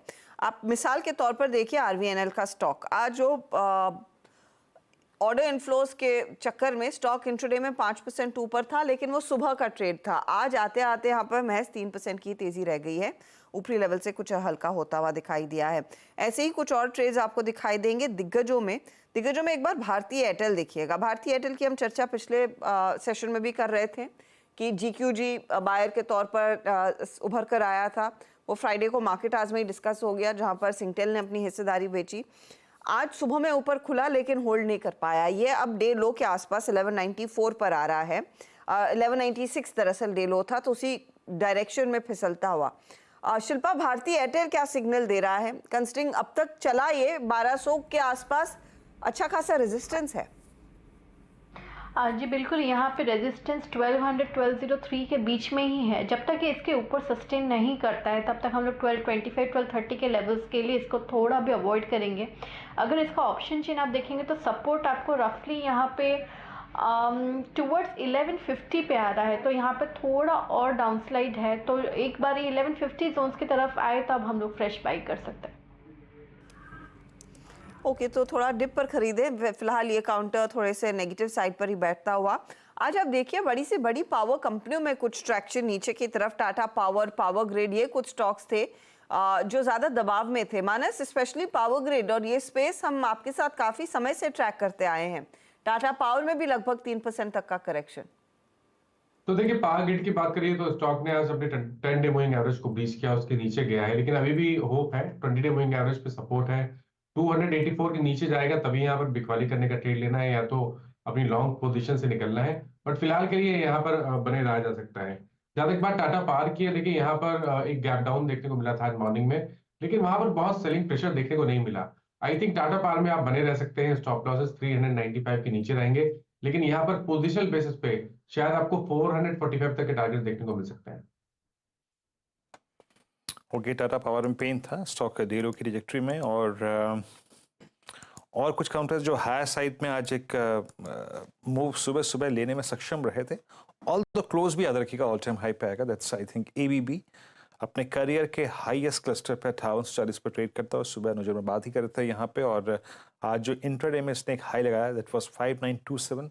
ऑल टाइम हाई ट्रैजेक्टरी इस स्टॉक की थी, बट क्लोज बहुत शानदार है। सबसे स्ट्रॉन्ग रोलोवर्स लेके आया था इस सीरीज में। ये FMCG स्पेस में आज एक स्ट्रॉन्ग क्लोज मिल रहा है हमको, मतलब क्लोज स्ट्रॉन्ग मिल रहा है। ऑल टाइम हाई ट्रैजेक्टरी मिल रहा है कोलगेट का, लेकिन इंट्राडे में जो सुबह सुबह स्विंग आया था टुवर्ड्स आई थिंक 26-31, वो क्लोजिंग तक रुक नहीं पाया। बट मैं एक स्पेस और जिसमें थोड़ी बहुत बाइंग एफर्ट्स देख रहा हूँ आज, दैट्स जुबिलेंट फूड 441 पे 51 पे। बाइंग एफर्ट्स कहना शायद मेरे ख्याल से गलत होगा, लेकिन थोड़ी लोअर लेवल से रिकवरी है, लेकिन ये एक्सट्रीमली ओवरस्टोल्ड स्ट्रक्चर है। थोड़ी बहुत रिकवरी ऐसे आई जाती है, लेकिन बहुत मीनिंगफुल रिकवरी में कन्वर्ट नहीं हो पाई। और एक बार आप लास्ट में एक दिग्गज और ले आइए। रिलायंस का जिक्र अनुज ने कर ही दिया था तो मैं इसको रिपीट नहीं करूँगा, but in HDFC bank again हमें ये क्लोज मतलब 3 दिन 20 डे की ट्रैजेक्टरी के ऊपर स्टेबल रहने के बाद फिर मिलता हुआ बैकफुट पे आके स्टॉक 1428। शिल्पा जी, आपका सेंस क्या कह रहा है इस वक्त HDFC बैंक में? मतलब अभी भी हम ये नहीं कह सकते कि ये 1460 की ट्रैजेक्टरी के ऊपर अपने आप को ले जाने के लिए प्रिपेयर कर रहा है आज की कम से कम प्राइस सेक्शन को देखने के बाद? वीरेंद्र जी, अगेन 1380 इसका वही एक इम्पॉर्टेंट क्रूशियल सपोर्ट हो जाएगा। अभी के लिए तो अगेन यहाँ पे बाइंग थोड़ा बोलना थोड़ा डिफिकल्ट है, थोड़ा वेट करते हैं कल के दिन के लिए। अगर ये अगेन 1380 की तरफ आता है then we can again think of buying towards again targets of 1460 1480 के लिए। अच्छा, एक बार बात कर लेते हैं जरा ITC की। एक बार वो ITC लेकर आइए जो यतिन बता रहे थे कि वो जो ब्लॉक डील का बज़ है मार्केट में, क्या उसकी वजह से ये स्टॉक गिरा एकदम से क्या, और ये बाइंग अपॉर्चुनिटी होगी या आप क्या करना चाहिए यहाँ पर? अगर शरद जी हैं हमारे साथ अभी, ओके शरद जी है नहीं हमारे साथ, लेकिन टेक्निकली मानस ये स्टॉक काफ़ी वीक रहा है, कुछ साइंस ऑफ लाइफ दिखे थे लेकिन पिछले 2 हफ्ते में, क्या आप ये माने कि वापस वीक हो रहा है या इस डिप में बाय करेंगे? तो देखिए, अगर आपके पास लॉन्ग पोजीशन है तो आप बने रह सकते हैं, क्योंकि ऐसा लग रहा है कि 400 के आसपास स्टॉक ने बॉटम जरूर बनाया है। हालांकि आज 20 डे मूविंग एवरेज के ऊपर स्टॉक सस्टेन नहीं हो पाया, पर फिर भी मेरा समझना है कि 400 के स्टॉप लॉस से यहाँ पर बने रहना चाहिए। हालांकि फ्रेश खरीदारी तभी करें जब स्टॉक 415 रुपए के ऊपर सस्टेन करे। 15 के ऊपर खरीदारी बनती है, उससे पहले नहीं, और उसके नीचे ही वो क्लोज आता हुआ दिखाई दे रहा है। क्लियरली कई सारे स्टॉक्स आज बिखरते हुए, और ITC उनमें से एक है जहां पर हमने देखा है काफ़ी सेल साइड की पोजीशंस आई। अच्छा, कुछ स्टॉक्स जो बैन में जा सकते हैं आज के पूरे बाजार की चाल में, उसमें ABFRL एक बार फिर उभर कर आ रहा है, तो वो काउंटर आप रेडार पर रखिएगा। और साथ ही साथ हम बात कर रहे थे हिंदुस्तान कॉपर की भी, जहां पर वैल्यूएशन को लेकर आपत्ति कई सारे जानकारों को अब दिखने लगी है, 96% तक की पोजीशंस यहां पर। तो ये 2 ट्रेड्स जो दरअसल जा सकते हैं बैन में। राजेश जी, आपने TCS पर एक FNO सुपरस्टार पर व्यू दिया था, लेकिन HCL टेक, विप्रो में जो बिकवाली आई है उसे कैसे पढ़ रहे हैं? हर्षिता जी देखिए, HCL टेक का अगर आप चार्ट देखें तो इनफैक्ट इसमें एक बाय का सिग्नल आया था, उसके बाद कल का और आज का, कल का यानी फ्राइडे का और आज का, तो नॉट फ्राइडे, थर्सडे और आज का एक कंसोलिडेशन है। तो मेरे हिसाब से जिस तरह से पैटर्न पैन आउट हो रहा है उसमें कोई दिक्कत वाली बात तो मुझे फिलहाल नहीं लग रही।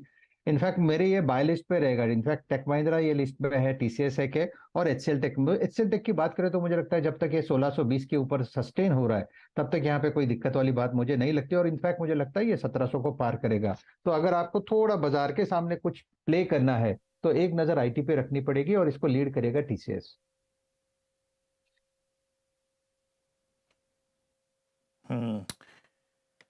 ओके, आपकी स्क्रीन पे आज कुछ नहीं बचा, और जाते जाते अगर आप देखें तो IT भी लगभग 125 अंकों का डैमेज लिखे जा रहा है।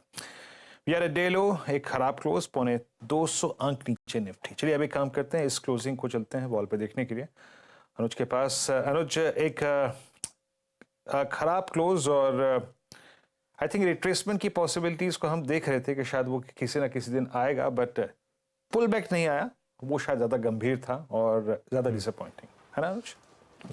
बिल्कुल वीरू, देखिए क्या है, हम एक्सपेक्टेशन थी कि आज मार्केट आपको जरूर झटका देगा, लेकिन वो हुआ भी, लेकिन उसके बाद जैसा आपने बोला उसमें बाइंग बिल्कुल नहीं आना, वो थोड़ा सा डिसअपॉइंटिंग है। अब देखिए, मैं एक चीज़ देख रहा था कि कुछ मूविंग एवरेजेस कहाँ पर प्लेस्ड हैं। फॉर एग्जांपल निफ्टी पर हम 22,314 10 डे एक्सपोनेंशियल मूविंग एवरेज है। अब ऑब्वियसली कल सुबह थोड़ा चेंज हो जाएगा, उसके आसपास ही क्लोज हो रहे हैं, ठीक है। और आपका 20 डे एक्सपोनेंशियल मूविंग एवरेज करीब 22,180 पर है, और वो ऑलमोस्ट वही लेवल जो हमने 22,224 का डिस्कस किया है क्लोजिंग लेवल पर as your trailing stop loss. तो इसलिए मैं कह रहा हूँ कि कल का दिन और देख के देखते हैं, हो सकता है कि ये एक वीक हैंड्स को निकालने का एक जरिया रहा हो मार्केट का। मार्केट ने कई बार किया है, एटलीस्ट इंडेक्स लेवल पर। थर्सडे को हमने ऑल टाइम हाई हाइट किया है, ये भूलना कई बार आसान हो जाता है ऐसे दिन के बाद, लेकिन हम एक ऑल टाइम हाई से जस्ट उसके बाद वापस आ रहे हैं, तो इस चीज़ को ध्यान में रखते हुए ही इस क्लोज को समझिए। हाँ, बैंक निफ्टी में जो क्लोज हुआ वो खराब है, और मिड कैप और स्मॉल कैप में जो क्लोज हुआ वो तो काफ़ी खराब है। एडवांस डिक्लाइन बहुत ज़्यादा खराब बंद हो रहा है। तो स्क्रीन पर चलते हैं, एक बार जरा वॉल पर चलते हैं रादर। करीब 160 पॉइंट नीचे निफ्टी IT भी करीब 1/4% नीचे। उसके अलावा बैंक निफ्टी आएगा आपकी स्क्रीन पर, बैंक निफ्टी करीब 1% नीचे।